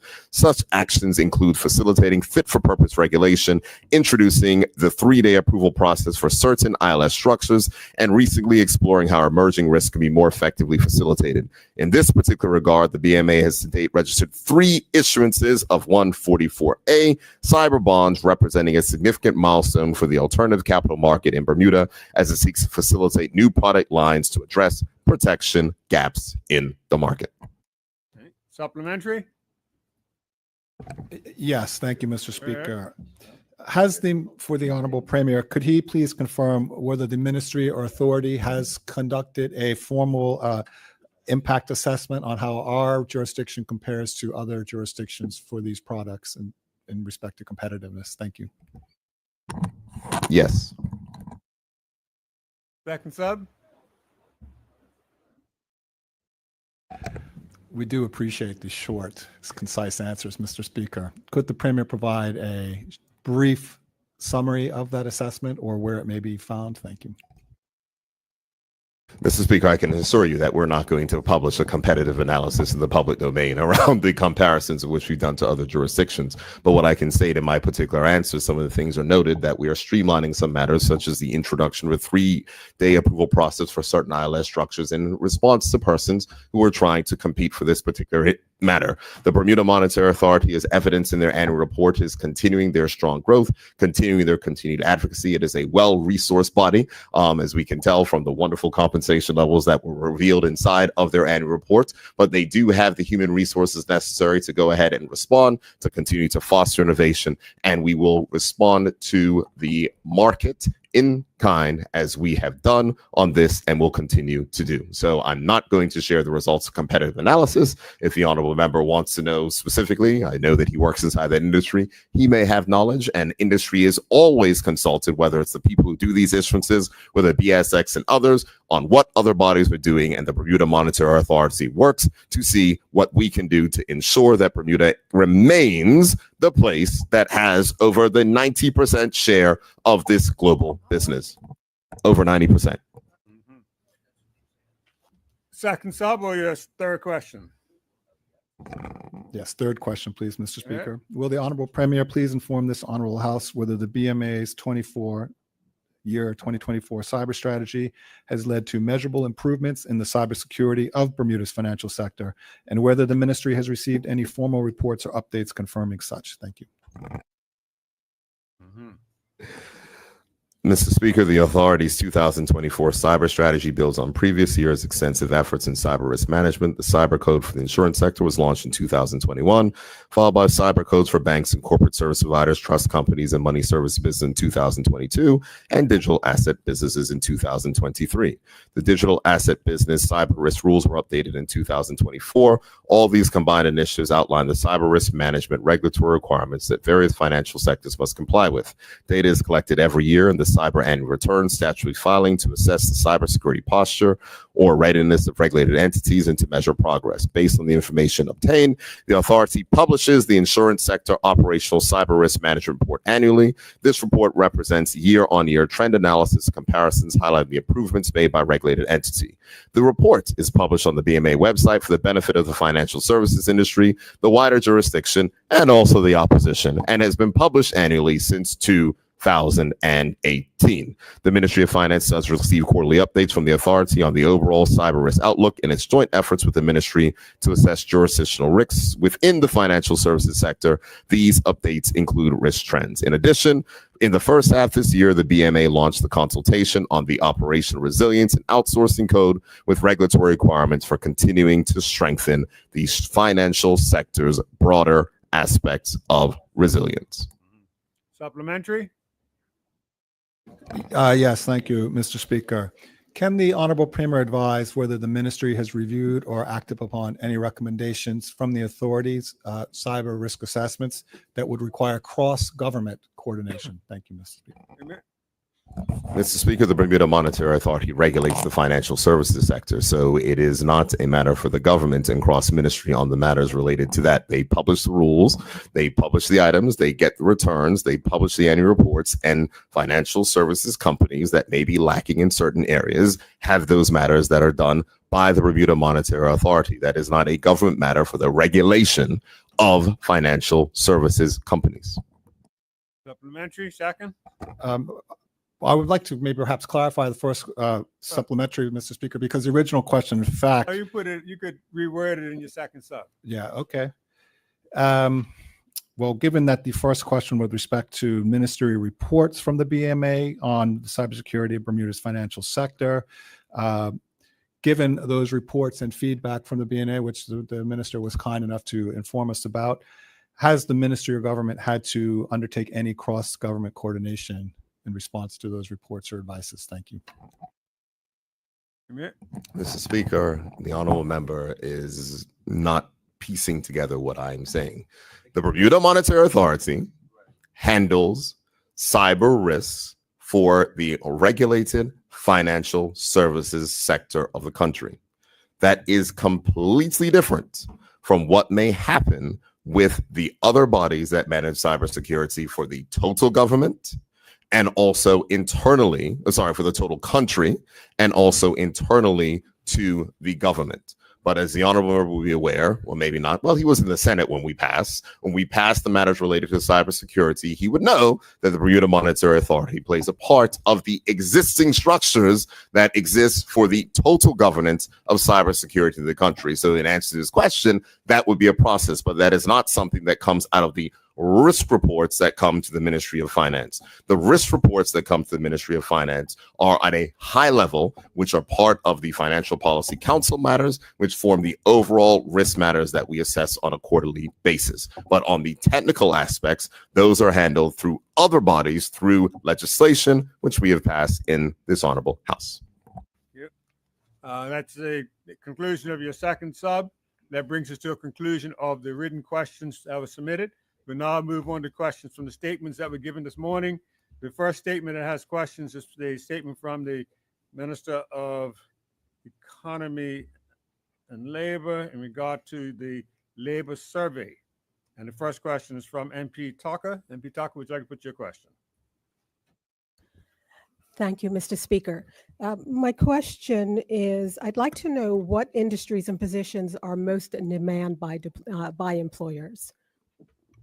Mr. Speaker, while that information is not found in the results of the labor force survey, that is, the results will be contained in the annual employment survey data.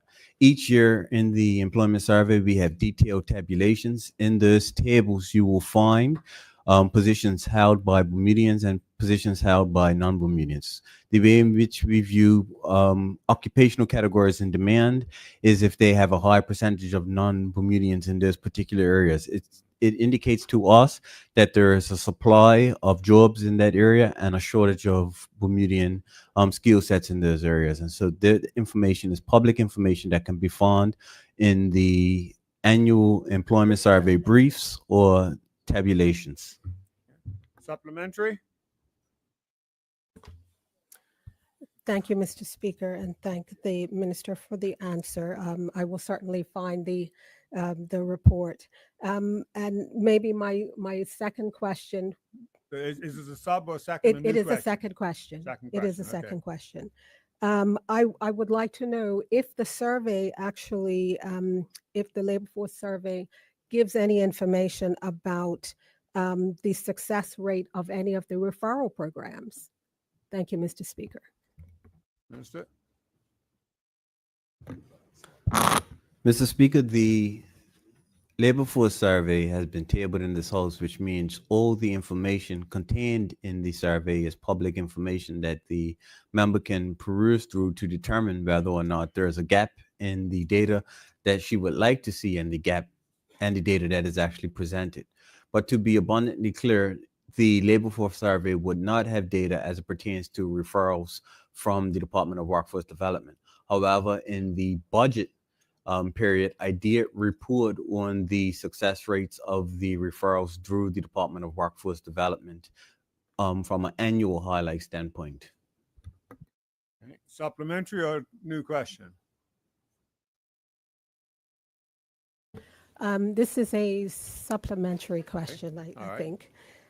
So I'd like to know, as it relates to success rates, I would like to know how the actual success rates have been determined, like what metrics are being used to determine what the success of the programs being implemented. Thank you, Mr. Speaker. Minister. Mr. Speaker, in the budget book, we have performance indicators, and those are the main metrics we use for reporting performance from the various departments that fall underneath the Ministry of Economy and Labor. But what I would say as it pertains to from referrals, a successful referral is a referral that leads to an actual job. And I have reported publicly the number of contacts that were made to the Department of Workforce Development and the number of successful referrals in the last fiscal period during the budget period. Second sub or third question? It is a second supplementary, Mr. Speaker. So I would just like to know, the minister indicated that a successful referral would be sort of determined by the individual getting a job. What I am wondering, though, is if he can give some information about, is there any timeline? So if someone gets a job today and gets fired in 2 weeks, is that considered a successful referral versus someone that may be in a job for a year? Thank you, Mr. Speaker. Minister. Mr. Speaker, the Department of Workforce Development works to prepare people and connect people with jobs. We also provide wraparound service to improve the success rate of persons being retained in the workforce. A person is dismissed from the workforce for a number of reasons. However, if the Department of Workforce Development is able to connect an individual with a job, we have to view that as a success. If the person is then terminated from the job for various reasons, it does hurt the integrity of the program. But notwithstanding that, that's data allows us to ensure that we continue to provide the additional skill sets outside of the competency training for the particular occupation that allows one to be successful in the workplace. And that's why we have the emotional intelligence, understanding your personal brand, all of those things, the work ethic training, all of those things that would allow one to maintain employment in the long term. And we do a very good job as it pertains to ensuring that we have a robust program that better prepares persons for the world of work. Thank you. A third question? No further questions, Mr. Thank Speaker. you. Thank you. Minister, you also have questions for the statement from MP King. MP King? Morning. In the labor workforce survey data that was from the report that you provided, if I'm understand correctly, there was 11% reduction in unemployment for the age group 16 to 24 from 13.3% to 2.4%. And that reduction was attributed to the persons not seeking employment and or potentially going off island. Is that correct? Minister? That statement and that question has a number of things that's incorrect. If unemployment rate moves from 13% down to 2%, that is much more than a 11% decline in unemployment for that particular age group. Can we accept that to be in a reality? The second thing is the statement makes it abundantly clear that we have more young persons working. That is a reason why youth unemployment has declined. The honorable member has introduced a new category of persons leaving the island, which was not a feature of my statement. There were two features of my statement. One, there are an increase of individuals working and a decrease of individuals seeking employment. Thank you.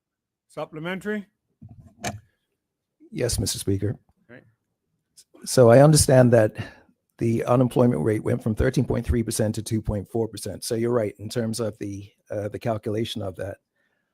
How many of the persons who were not choosing to seek employment, because that was a statement that you made that was attributing to some of the reduction as well, how many of those persons are now receiving financial assistance? Thank you.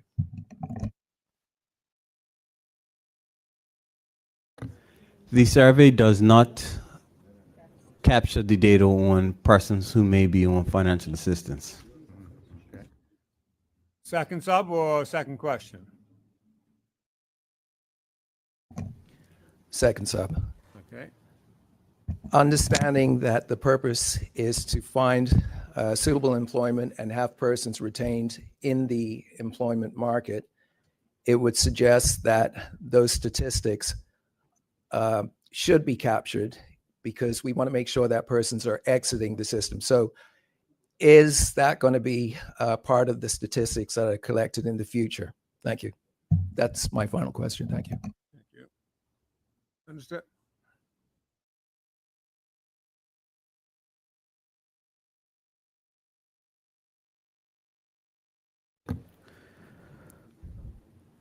Mr. Speaker, I want to make it abundantly clear what actually is captured. What is captured is Bermuda's unemployment rate is declined. That is extremely positive. What is captured is that more Bermudians are working. That's extremely positive.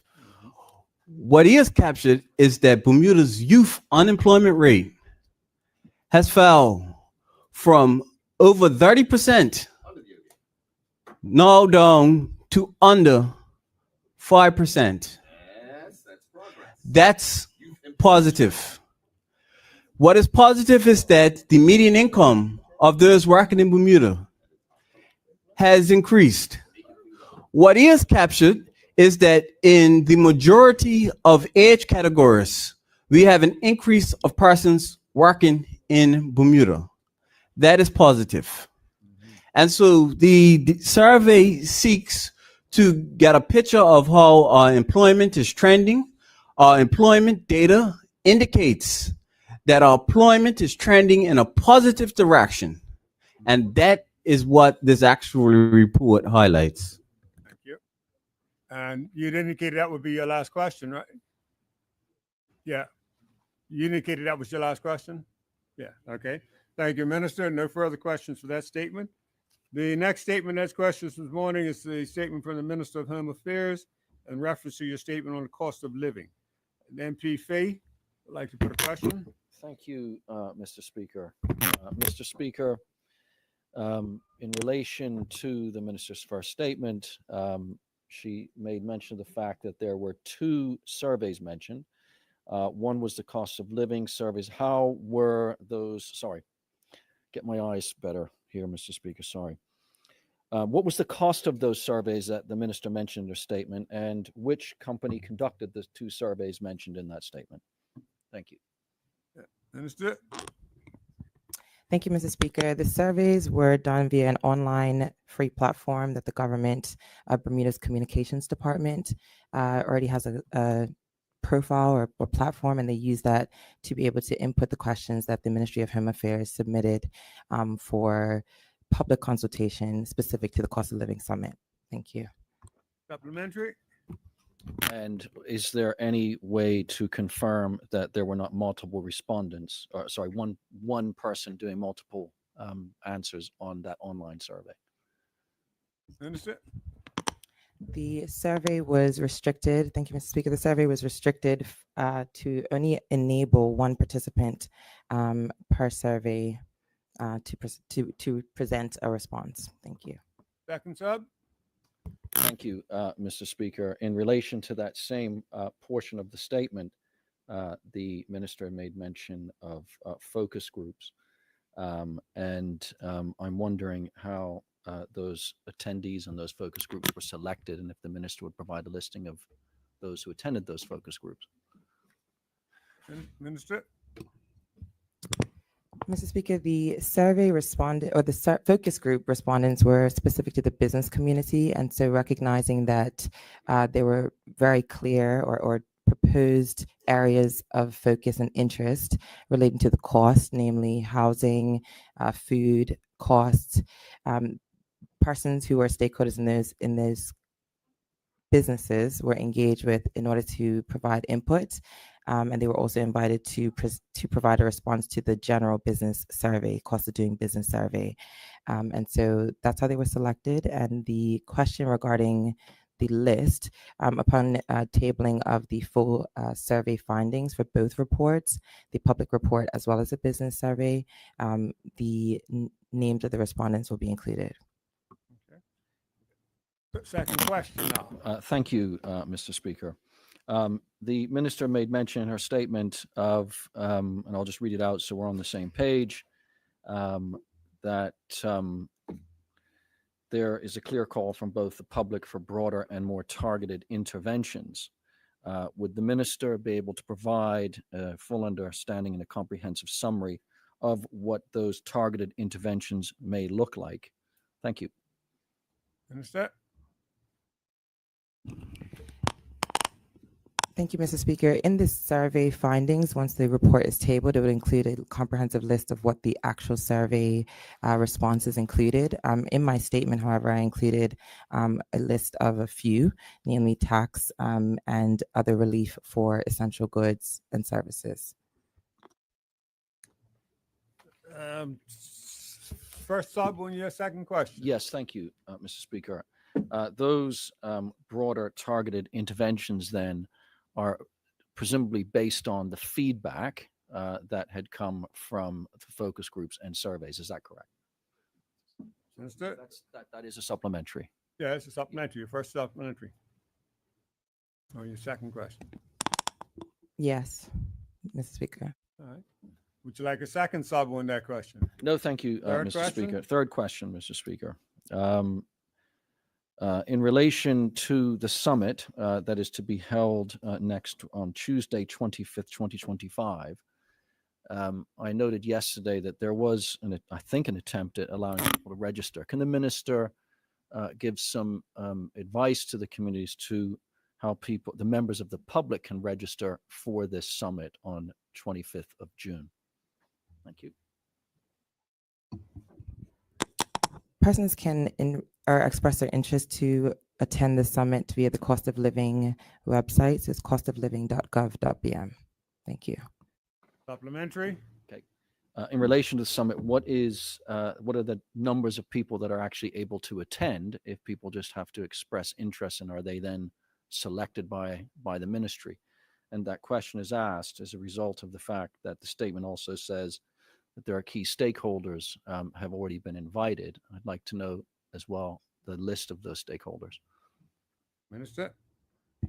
The summit has sought to engage those who are decision makers in the first instance to be able to have the impact of lowering costs as business owners and operators, which speaks specifically to the strategy, Mr. Speaker, associated with having both a cost of living public survey and a cost of living, a cost of doing business rather survey for businesses, recognizing that the government does not control all businesses and definitely doesn't control or have an interest in the cost of goods as received on the shelf. We note the importance of having the decision makers of those entities in the room. And so we have engaged with them. And so the number of persons that has been confirmed is based on the capacity. And so once all of the stakeholders and decision makers have confirmed, the additional spots will be eligible for the public to attend. Moreover, Mr. Speaker, there will also be a live stream to allow those who may be at work or otherwise cannot attend to also watch and participate. Thank you. Yeah. So, Mr. Speaker, can the minister provide a list of those stakeholders? The minister has said decision makers. Who are they? Thank you. The stakeholders represent the areas of focus for the summit, namely food, housing. There's also ministerial presentations as part of this. And so the comprehensive list is not available at this time for me to riddle off, but those areas will be included as part of the summit. I also neglected to discuss imports, as well as utilities will also be part of the discussion. So stakeholders in those sectors. Thank you. Thank you. You've asked your supply of questions. Thank you. The next member who has questions for you, Minister, is MP Smith. Would you like to put your questions? I will withdraw my questions. Thank you. Okay. Oh, MP Perman, would you like to still put your questions? Thank you, Mr. Speaker, and thanks to the Honorable Minister Lightbourne for her statement to this Honorable House this morning on Bermuda's cost of living and survey insights and plans for this cost of living summit. With your leave, Mr. Speaker, I'd just like to quote 2 points from the statement. It was said to this Honorable House that, quote, government remains committed to advancing targeted evidence-based reforms that enhance affordability, protect consumers, and promote fairness. So reforms, and over the page, page 2, quote, the ministry has built on the work of existing reports and led its own public engagement efforts, including the completion of 2 national surveys. In view of the efforts described to this Honorable House in your statement, Minister, what would you say is the one most important reform the government anticipates will bring down the cost of living in Bermuda? Thank you, Mr. Speaker. Frankly, the cost of living can come down through stakeholder and government collaboration, recognizing that government actually cannot carry this weight alone. We have already advanced tax reduction through our most recent budget. And so we have evidenced our work actually towards cost of living. And so this summit actually represents an opportunity for members of the public as well as stakeholders to represent their way of meeting the government, recognizing that there is a need amongst our community. And so each of us who are gathered in this honorable house have constituents who are feeling the weight of this burden. And so the fruits of this summit is seeking to also see evidence of that collaboration as well, if you were to identify one amongst a list of others. Thank you. Is that a supplementary or Yeah, new question? yeah, supplementary, please. Thank you, Honorable Minister. If I understood you correctly, the answer you gave to the one most important reform to bring down cost of living was collaboration with the private sector. Minister? If I were to list one, yes. Second sub? No further questions. Thanks. Further questions. Okay. Minister, that's the end of questions for your statement this morning. The next statement that has questions this morning is your second statement in reference to the negative resolution. MP Dakuda, would you like to put your question? Yes, thank you, Mr. Speaker, and thank you to the Honorable Minister for the information in her statement about the regulations to the Electricity Amendment. I'm sorry, to the Electricity Act. My question is, has the Ministry or RA received any specific what I would call material expressions of intent to make use of these innovative regulations for innovative electricity generation? Thank you.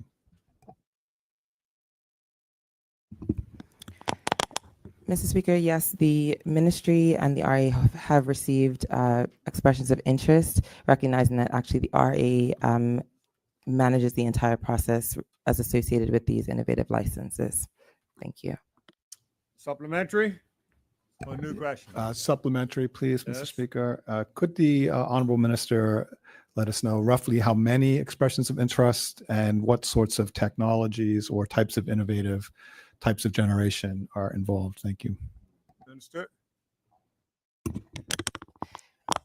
There is, Mr. Speaker, there are technology that I'm aware of since my time in office, includes floating solar, wave technology has also been the presentations of which I have become aware of, and recognizing that there were submissions and expressions previously, I can seek to get a full list of those who have expressed interest in the innovative license and provide that to the honorable member. Thank you. Second question? Second question? Yes, thank you, All right. Mr. Speaker. Have there been any submissions regarding the use of natural gas? Thank you. Minister? Point of clarification, submissions or expressions of interest? Thank you. My apologies. Expressions of interest or applications or anybody coming forth wanting to use that technology. Thank you. I am unaware of an LNG expression of interest at this time. Supplementary? No further questions. Okay, thank you. Minister, that's the end of questions for yours today. The next statement this morning is a statement from the Minister of Tourism, Transport, and Culture in regard to National Heroes Day.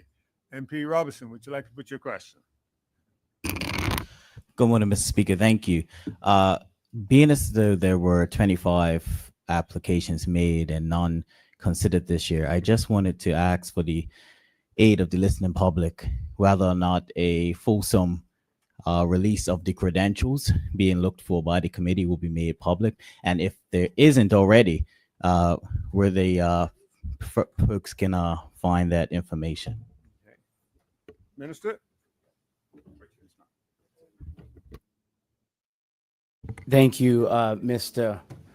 Speaker. The deliberations were done by the committee, led by the chair. What I received was a report in the form of a letter, which outlined the process they went through and the decision that they were made. I don't think the act requires them to go into detailed details of their deliberation, and I would caution that, Mr. Speaker, as it's very difficult to find individuals and members of the public to serve on these committees because they already do know that their decisions will be highly scrutinized by the public. And what we've seen in the past from both sides of the House, if I'm going to be honest, is political jockeying back and forth about these decisions and why they are made in the past, which is why we went down this road of rewriting the legislation, which is why the One Bermuda Alliance also have, by way of the opposition leader, also have a member on that committee. So I would welcome the member from the other side to have a discussion, maybe with the individual that was put on the committee by the opposition leader, so that he can maybe get some insight on how the process went and the deliberations. I think that is the spirit, Mr. Speaker, as to why that was done, and why, you know, the House, both houses agreed on this legislation. So I think that if the honorable member and the opposition wished to get into the details of the deliberations, they can talk to their representative on the committee. But I have no plans to make it public, and I don't think that it will be in the best interest of the public to go down that road, because we may not be able to find citizens willing to sit on these committees going forward. Thank you, Mr. Speaker. Supplementary or new question? Sub? A sub, Mr. Speaker. And I want to state as well that I respect the bipartisanship of the committee, and, you know, wasn't trying to challenge that.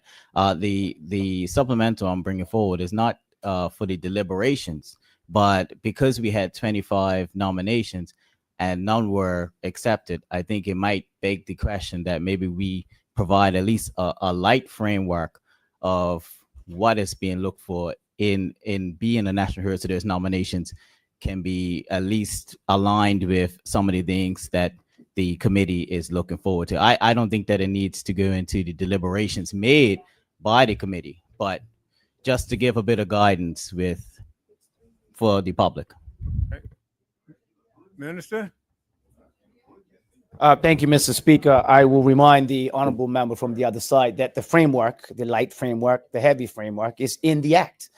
So the framework is laid out, Mr. Speaker, and in the statement, I did say, can't remember what page it was, that the committee and the chair has recommended that they reconvene to discuss if there are any other awards, maybe not at this level, that some of these nominees will be able to fall under. So I think in time, I think it's only right that we allow this committee to do what they've asked to do, is come back and reconvene to have further deliberations on maybe other types of awards, which you see in other jurisdictions as well. And I believe that where the honorable member from the other side is going at, and the questions that he wants to be asked and answered and put in the public domain, and even who those nominees were, will come out when the committee reconvenes for these deliberations on other recognitions and awards. Remember, the committee is called the Naming and Recognition Committee.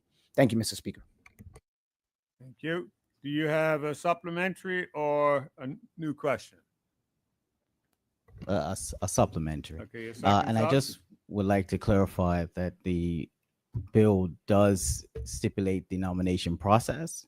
It does stipulate the makeup of the board, but not necessarily anything specific as to what is being looked for, except for how folks may qualify, such as, you know, being posthumously nominated and different things like that. So I guess my final question on this will just be some of the, I guess, community. And when we talk about the national hero, a lot of people have a different interpretation. And what I'm trying to get at is, how do we make sure that folks can, in the public, can submit without feeling as though they have not been considered, or that their particular nomination didn't make the jump, when many may believe that one of their 25 nominations did make it. Thank you. And that's true.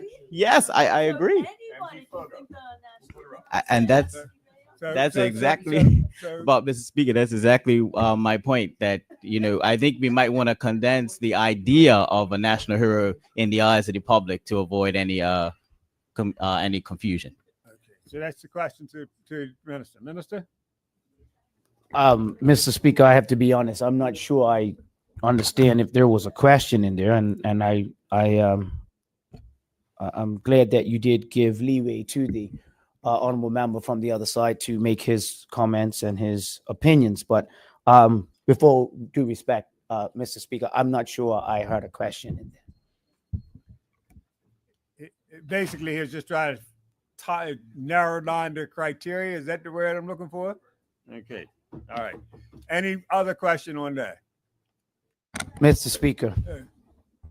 No, that's fine. Do you have any further question? I have a new question. A new question. Okay. Second question. Second question. Second question. It's having fun. It's having fun. So the legislation does stipulate that it will be considered every 10 years past this point. I just wanted a slight bit of clarity. With there not being a national hero nominated in this particular round, does that mean that there will not be any consideration for new submissions going forward until 10 years from now? Thank you, Mr. Speaker. Thank you. Minister? Thank you, Mr. Speaker. As noted in the statement, the next available time for the public to submit nominations for a national hero would be in the fall of 2034. Thank you, Mr. Speaker. Any supplementary or third question? Supplementary with your leave, Mr. Speaker. Yeah. Does that mean, Minister, that the current 25 submissions will be remaining on the table for the committee to consider over the next 10 years or not? Mr. Speaker, the way the act is laid out, in 10 years' time, new applications will be received and new submissions will be considered. And if individuals who submitted these 25 this time wish to resubmit with maybe more evidence, with more evidence, there may be public campaigns leading up to the nomination period that will be accepted at the appropriate time. Thank you, Mr. Speaker. Thank you. Supplementary or finish? Everyone's finished their questions? Okay. Thank you, members. Minister, that completes questions on that statement. The next statement has a question, is a statement from the Minister of Health.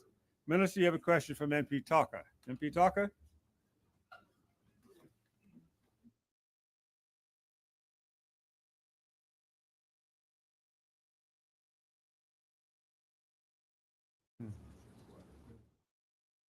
Yep.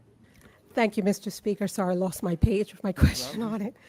I'd like to know what's the timeline for review of the Mental Health Act, and how will stakeholders, including services providers and advocacy groups, be involved in the process? Thank you, Mr. Speaker. Minister. Mr. Speaker, excuse me. I thank the honorable member for that question. As part of the adult mental health integrated care pathway recommendations, that was one of the long-term goals, was to review and amend the mental health legislation. And what we will do is similar to when we made the amendments, I want to say 2017, when we added the consent to treatment orders and the like, is that we had wide consultation with all stakeholders as it related to the amendment. So we will repeat that process that was done previously when we made those amendments. But the hope and objective is to start that process within the summer, and then we will hope to have some legislation table within the year. And I might add also, it will be largely modeled after the United Kingdom's legislation, and it will provide for more human rights issues as it relates to persons challenged with mental health, as well as treatment orders and the like. So we will be modeling it off the United Kingdom legislation, and we are looking to commence that activity in the fall. Supplementary or new question? Yep, new question. Thank you, Mr. Speaker. So relatedly, how will the government expand trauma counseling and intervention services, particularly to youth victims of violence and those affected by domestic violence? Mr. Speaker, my statements didn't specifically speak to trauma as it relates to persons with respect to domestic violence. But what I can add is that pursuant to the $2.29 million that was provided to the Ministry of Health during the midterm budget review, and that money was also extended to us during this past budget. And as was discussed a couple weeks ago when we did the budget debate, that we will continue to provide resources to our community partners who provide mental health treatment, such as the Family Center, MASC, and the Women's Resource Center, so that they can continue to provide treatment to persons that are requiring same, and that limited financial resources is not a prohibitor for them to be able to receive access to treatment. Supplementary or new question? Just a supplementary Yeah. question.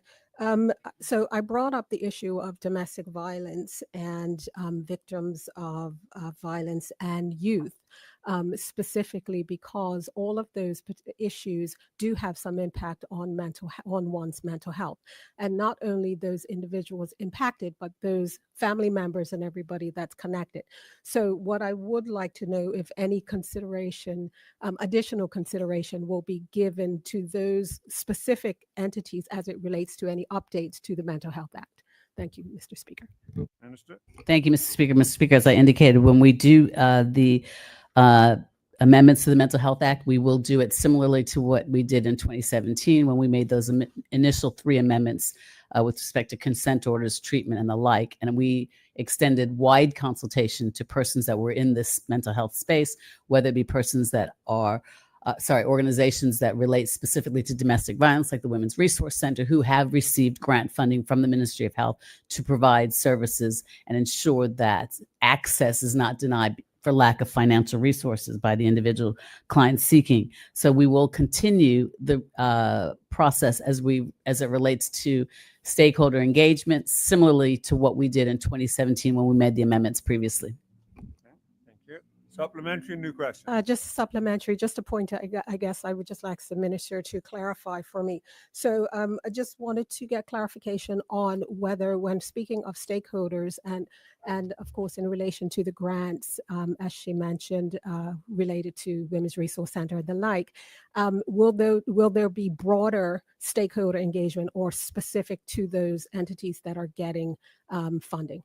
Thank you, Mr. Speaker. Thank you, Mr. Speaker. I'd invite that honorable member to look at the stakeholder consultation that took place in 2017, and it would probably be able to provide her with more commentary insofar as the path forward. We will continue the engagement as previously. It will simply not be those entities that receive financial support from the Ministry of Health. There are a number of partners within our community that are in this space. Individuals with life experiences, shared experiences alike. It will be wide stakeholder consultation akin to the report that was done in 2017 prior to the amendments to the Mental Health Act. Thank you. Thank you, Third question. Thank you, Mr. Speaker, and thank the minister for that clarification. That's what I was looking for, clarification. So thank you. Third question. So my third question is, are there plans to modernize other related legislation, such as the Young Offenders Act Well, that may not necessarily have been included in the statement today. The statement was specific to the mental health. Yes, yes. Thank you, Mr. Speaker. I was just asking that question as it relates to looking at the Mental Health Act overall. All right. So are there any related legislations that they're also looking that will inform the Mental Health Act, or that the Mental Health Act will inform? Thank you, Mr. Speaker. Mr. Speaker, I can't speak to that insofar as it does come under the auspices of another ministry. However, where there is a need for collaboration to ensure that the Mental Health Act and the amendments align with other pieces of legislation, then those matters will all be considered in the newness of time. Thank you, Mr. Speaker. Thank you. Thank you. Minister, that's the end of the questions for that statement. The final statement also has questions, and Minister for Cabinet, MP King, would like to put questions to you.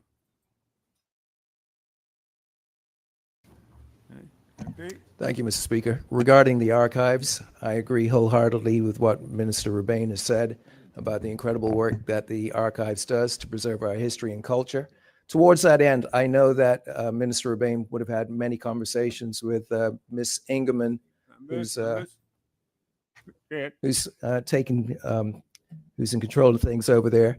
And I know during the discussion that I had, there was concern about not having enough space to make the artifacts available to the public, to kids, etc., so that we can engage with it, because the building is not fit for purpose. So question I have is what is the plan to find a suitable building that will meet the needs of the National Archives? Thank you. Minister?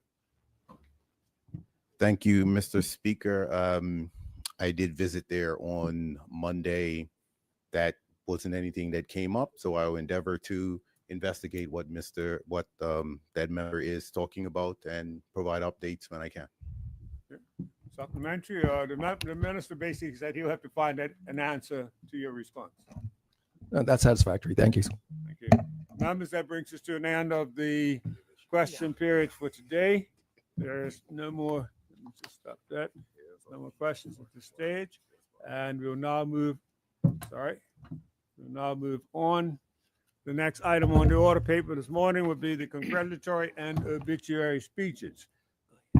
Minister? Thank you, Mr. Speaker.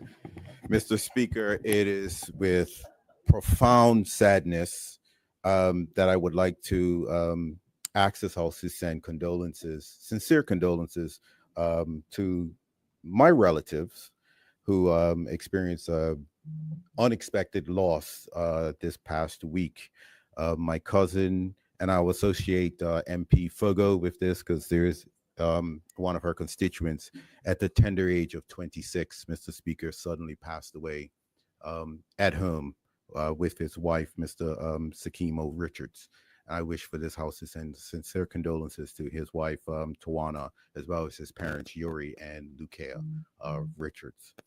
Mr. Speaker, I'd also like condolences sent to the family of Quillard Booley Smith, is another constituent of mine. It was one of those constituents, and we all have them that say, "Hey, don't bother visit me. You're cool. I've known you all my life." And she could actually say that she has. She was very good friends with my family, my mom, and my aunts, and they kind of grew up together. And I was shocked to read of her passing, and so may her soul rest in peace, Mr. Speaker. The irony is that her services will be on her birthday, on the 23rd of June. And it was interesting because I send out birthday notices every month, and so I was doing my June compilation just at the end of May, and of course she was there.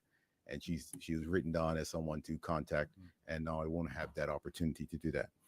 Mr. Speaker, lastly, again, and a long, it's been a tragic week for sure.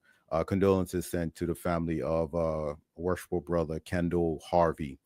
Mr. Speaker, I'm not sure how many in the House would know, but this is the husband of Mr. Tina Evans Harvey at DCI, and as the former Minister of Education, she was the DCI officer. So having her by my side for almost seven plus years, I got to know her and her husband quite well. I knew him in other circles as well, but this was a different type of getting to know him and his wife. And I'm sure that his death yesterday morning is quite a shock to most of us. And so I just asked this House to please keep Tina's family in their thoughts and prayers, and offer our sincere condolences. Thank you, Mr. Speaker. Thank you, Minister. Deputy Speaker. Thank you, Mr. Speaker. Mr. Speaker, I want to be associated with the remarks made of Quillard Smith, a St. Georgian, and I guess a figure in St. George's, given her bubbly and lively personality. And one of the reasons why I stand to offer condolences to the family is because Quillard spent much of her time taking care of other people's loved ones. I believe her last place of employment was Sylvia Richardson's nursing home. And she took that job to heart, and she gave more than 100%. And she will be sorely missed. I can't imagine going through St. George's without her bubbly personality. Mr. Speaker, I also would like to be, even though these remarks were made at our last sitting, I believe, I would like to be associated with the remarks for Dr. Bassett. And the reason why I wanted to do that, I didn't teach with him. I certainly taught during his time, and he was far more senior than me at the time that I was teaching.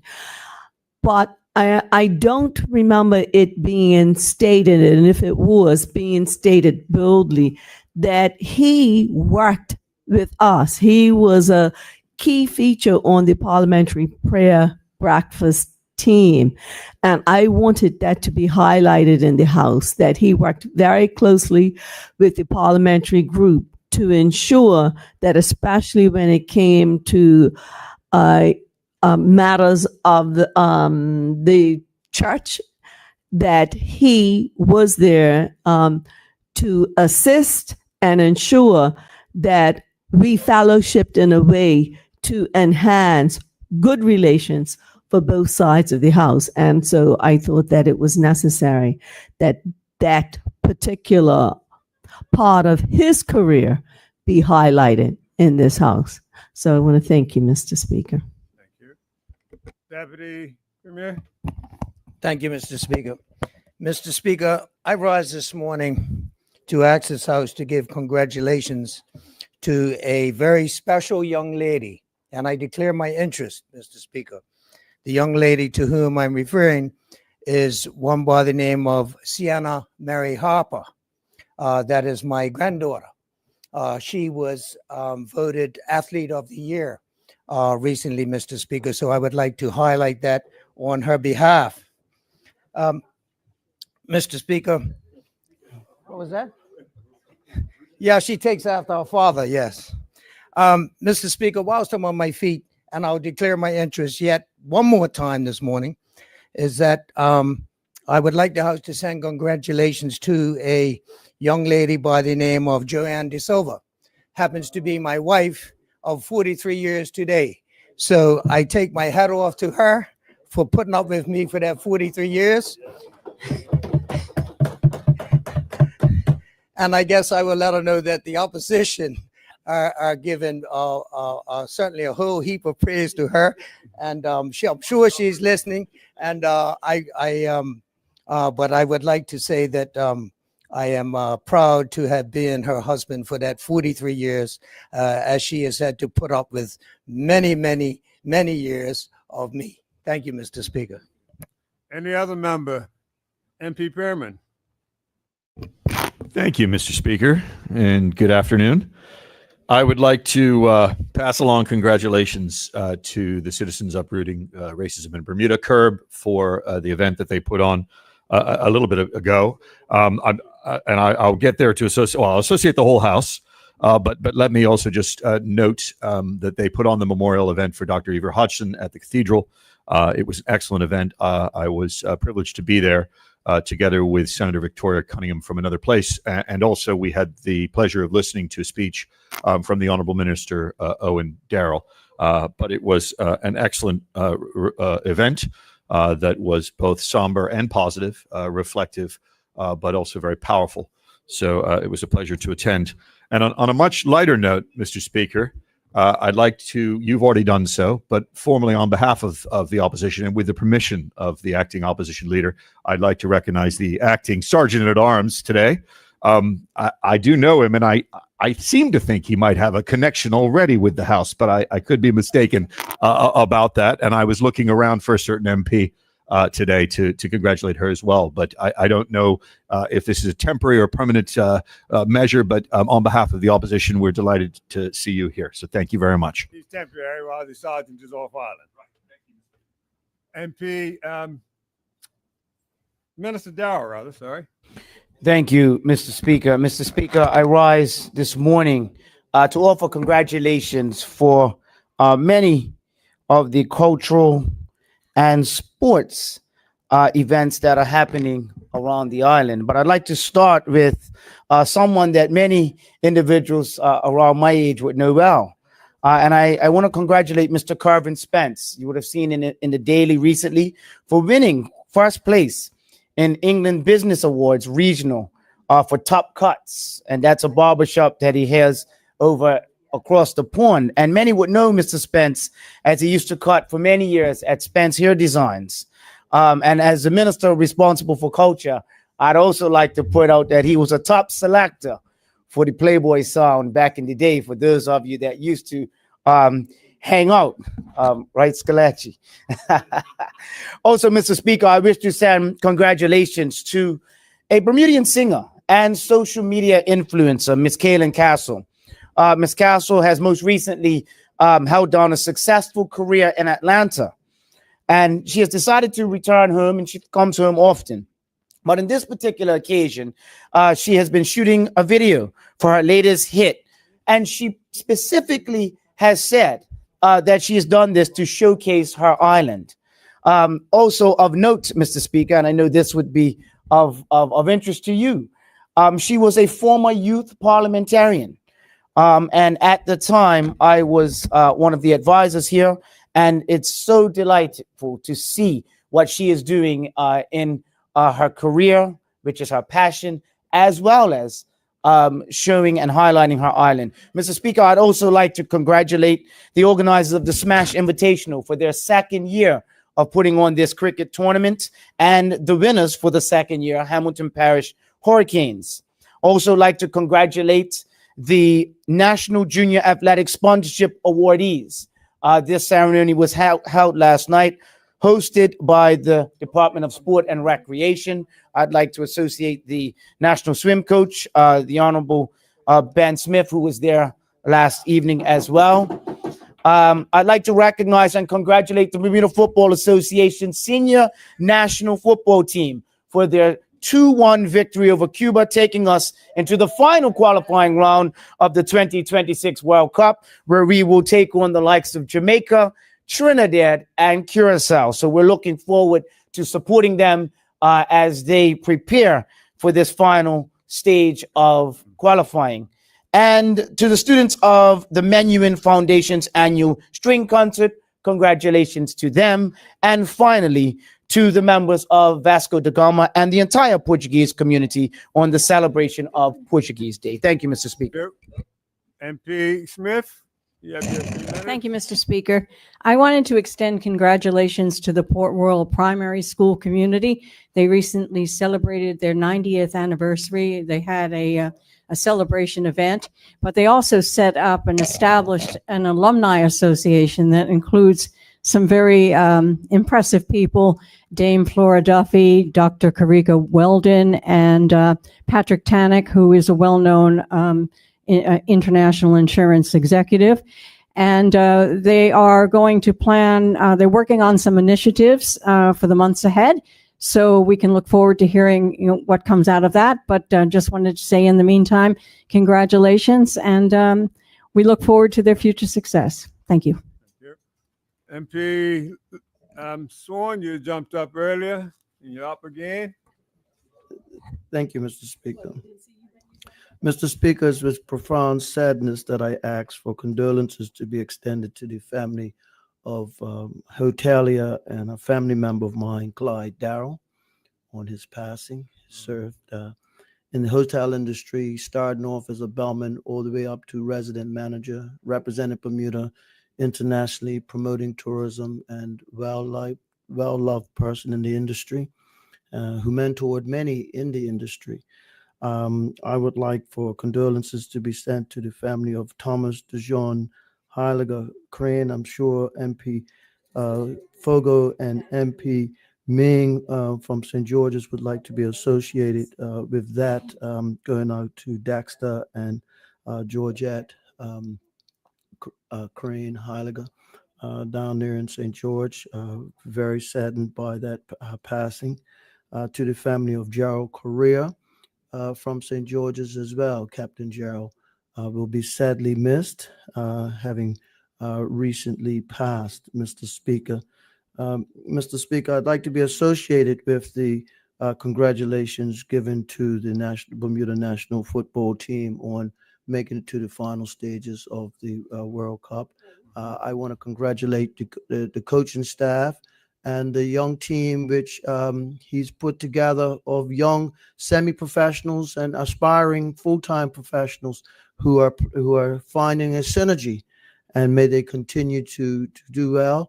He termed that last game as Bermuda's World Cup, and they rose to the occasion, and now they've got another opportunity to be a giant killer with Jamaica and Trinidad and Curacao standing in the way of being in this upcoming World Cup. I'd like for congratulations to be extended to young Oliver Bashard, young golfer who just made it past the local qualifying stage of the U.S. Amateur. The honorable members Terrell and De Silva and Lister would like to be associated with that. I'm well familiar with the progress this young man's making, and I feel he'll go on from strength to strength. The RAA fashion show, which featured Deputy Speaker Fogo and MP Ming and former member Arthur Pitcher and Calvin Shabazz, Esme Williams, Maxine Esdale, Sidney Sward, and Neil Painter, and several others called upon a great stand-in singer in myself to come in and fill in the gap. And well, self-appointed, come from a singing family. Thank you. Your 3 minutes is up. Thank you. MP Dikudo. Yes, thank you, Mr. Speaker. First of all, let me also associate with the congratulations for the young Oliver Beshard. I would also like to associate with the congratulations to Vasco da Gama Club and their celebration of Portuguese Day. I'd like to congratulate a few young Bermudians today. Youssef Bouchara, who recently released his first debut being the first poetry collection.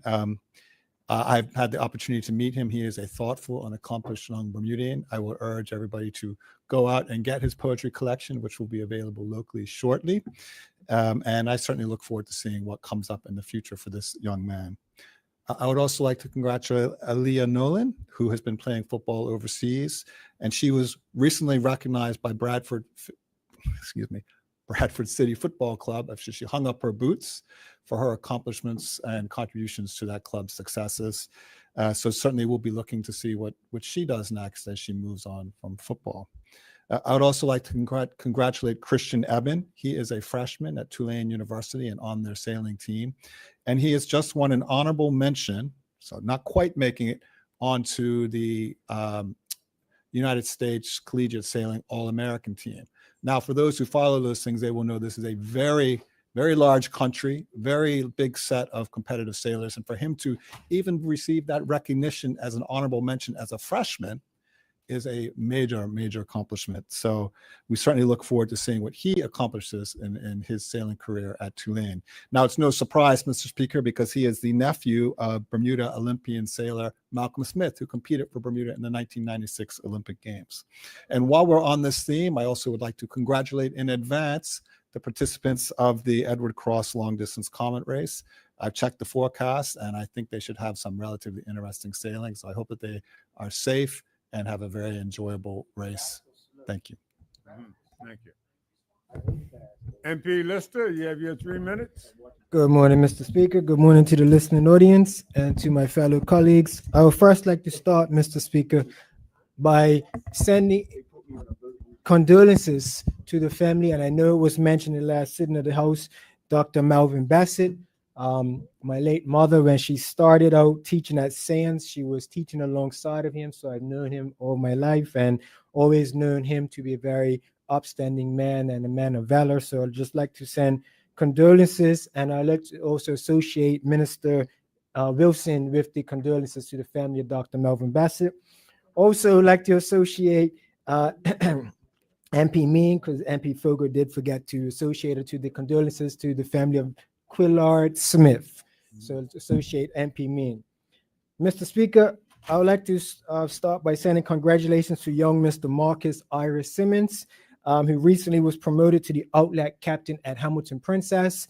And it's good to see young Bermudians in their fields, working their way up, being promoted and being working their way to positions of leadership in their place of employment. Also, I'd like to send congratulations, associate with the congratulations to the men's football team, the national team, for making it to this final round of qualifying. And I know every Bermudian will hope and wish that they do well and do qualify for the full World Cup tournament, where we will all be looking forward to travel to see the team play and represent Bermuda.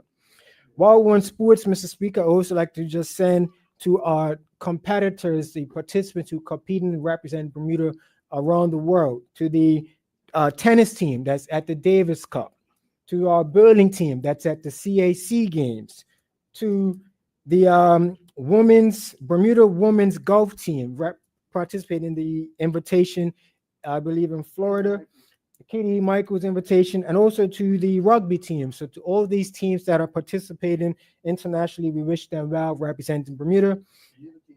And lastly, I would also like to send congratulations to the most recent graduates of my alma mater, the Bermuda Institute. They held their senior graduation last weekend. And I would just like to recognize 3 of those graduating class, Miss Marley Brown, Mr. Xavier James, and Mr. Isaiah O'Brien. Miss Marley Brown, she is the Deputy Chairman of the Junior Road Safety Council. She's also a member of Youth Parliament and very active. And because of this and her academic achievements, she was also a recipient of the Miranda D. Lister Scholarship presented by my family on behalf of my recent mother. And Mr. Speaker, lastly, we were not in the last week, so I'd like to send you happy belated birthday wishes for your birthday last Friday. And also to all the fathers, happy Father's Day for this weekend coming up. Thank you, Mr. Speaker. On the wire, was he? On the wire. All right. Deputy, you going to move us to lunch? Thank you, Mr. Speaker. I move that we now adjourn for lunch and return at 2 p.m. Are there any objections to that? There are none. We now stand adjourned for lunch until 2 p.m.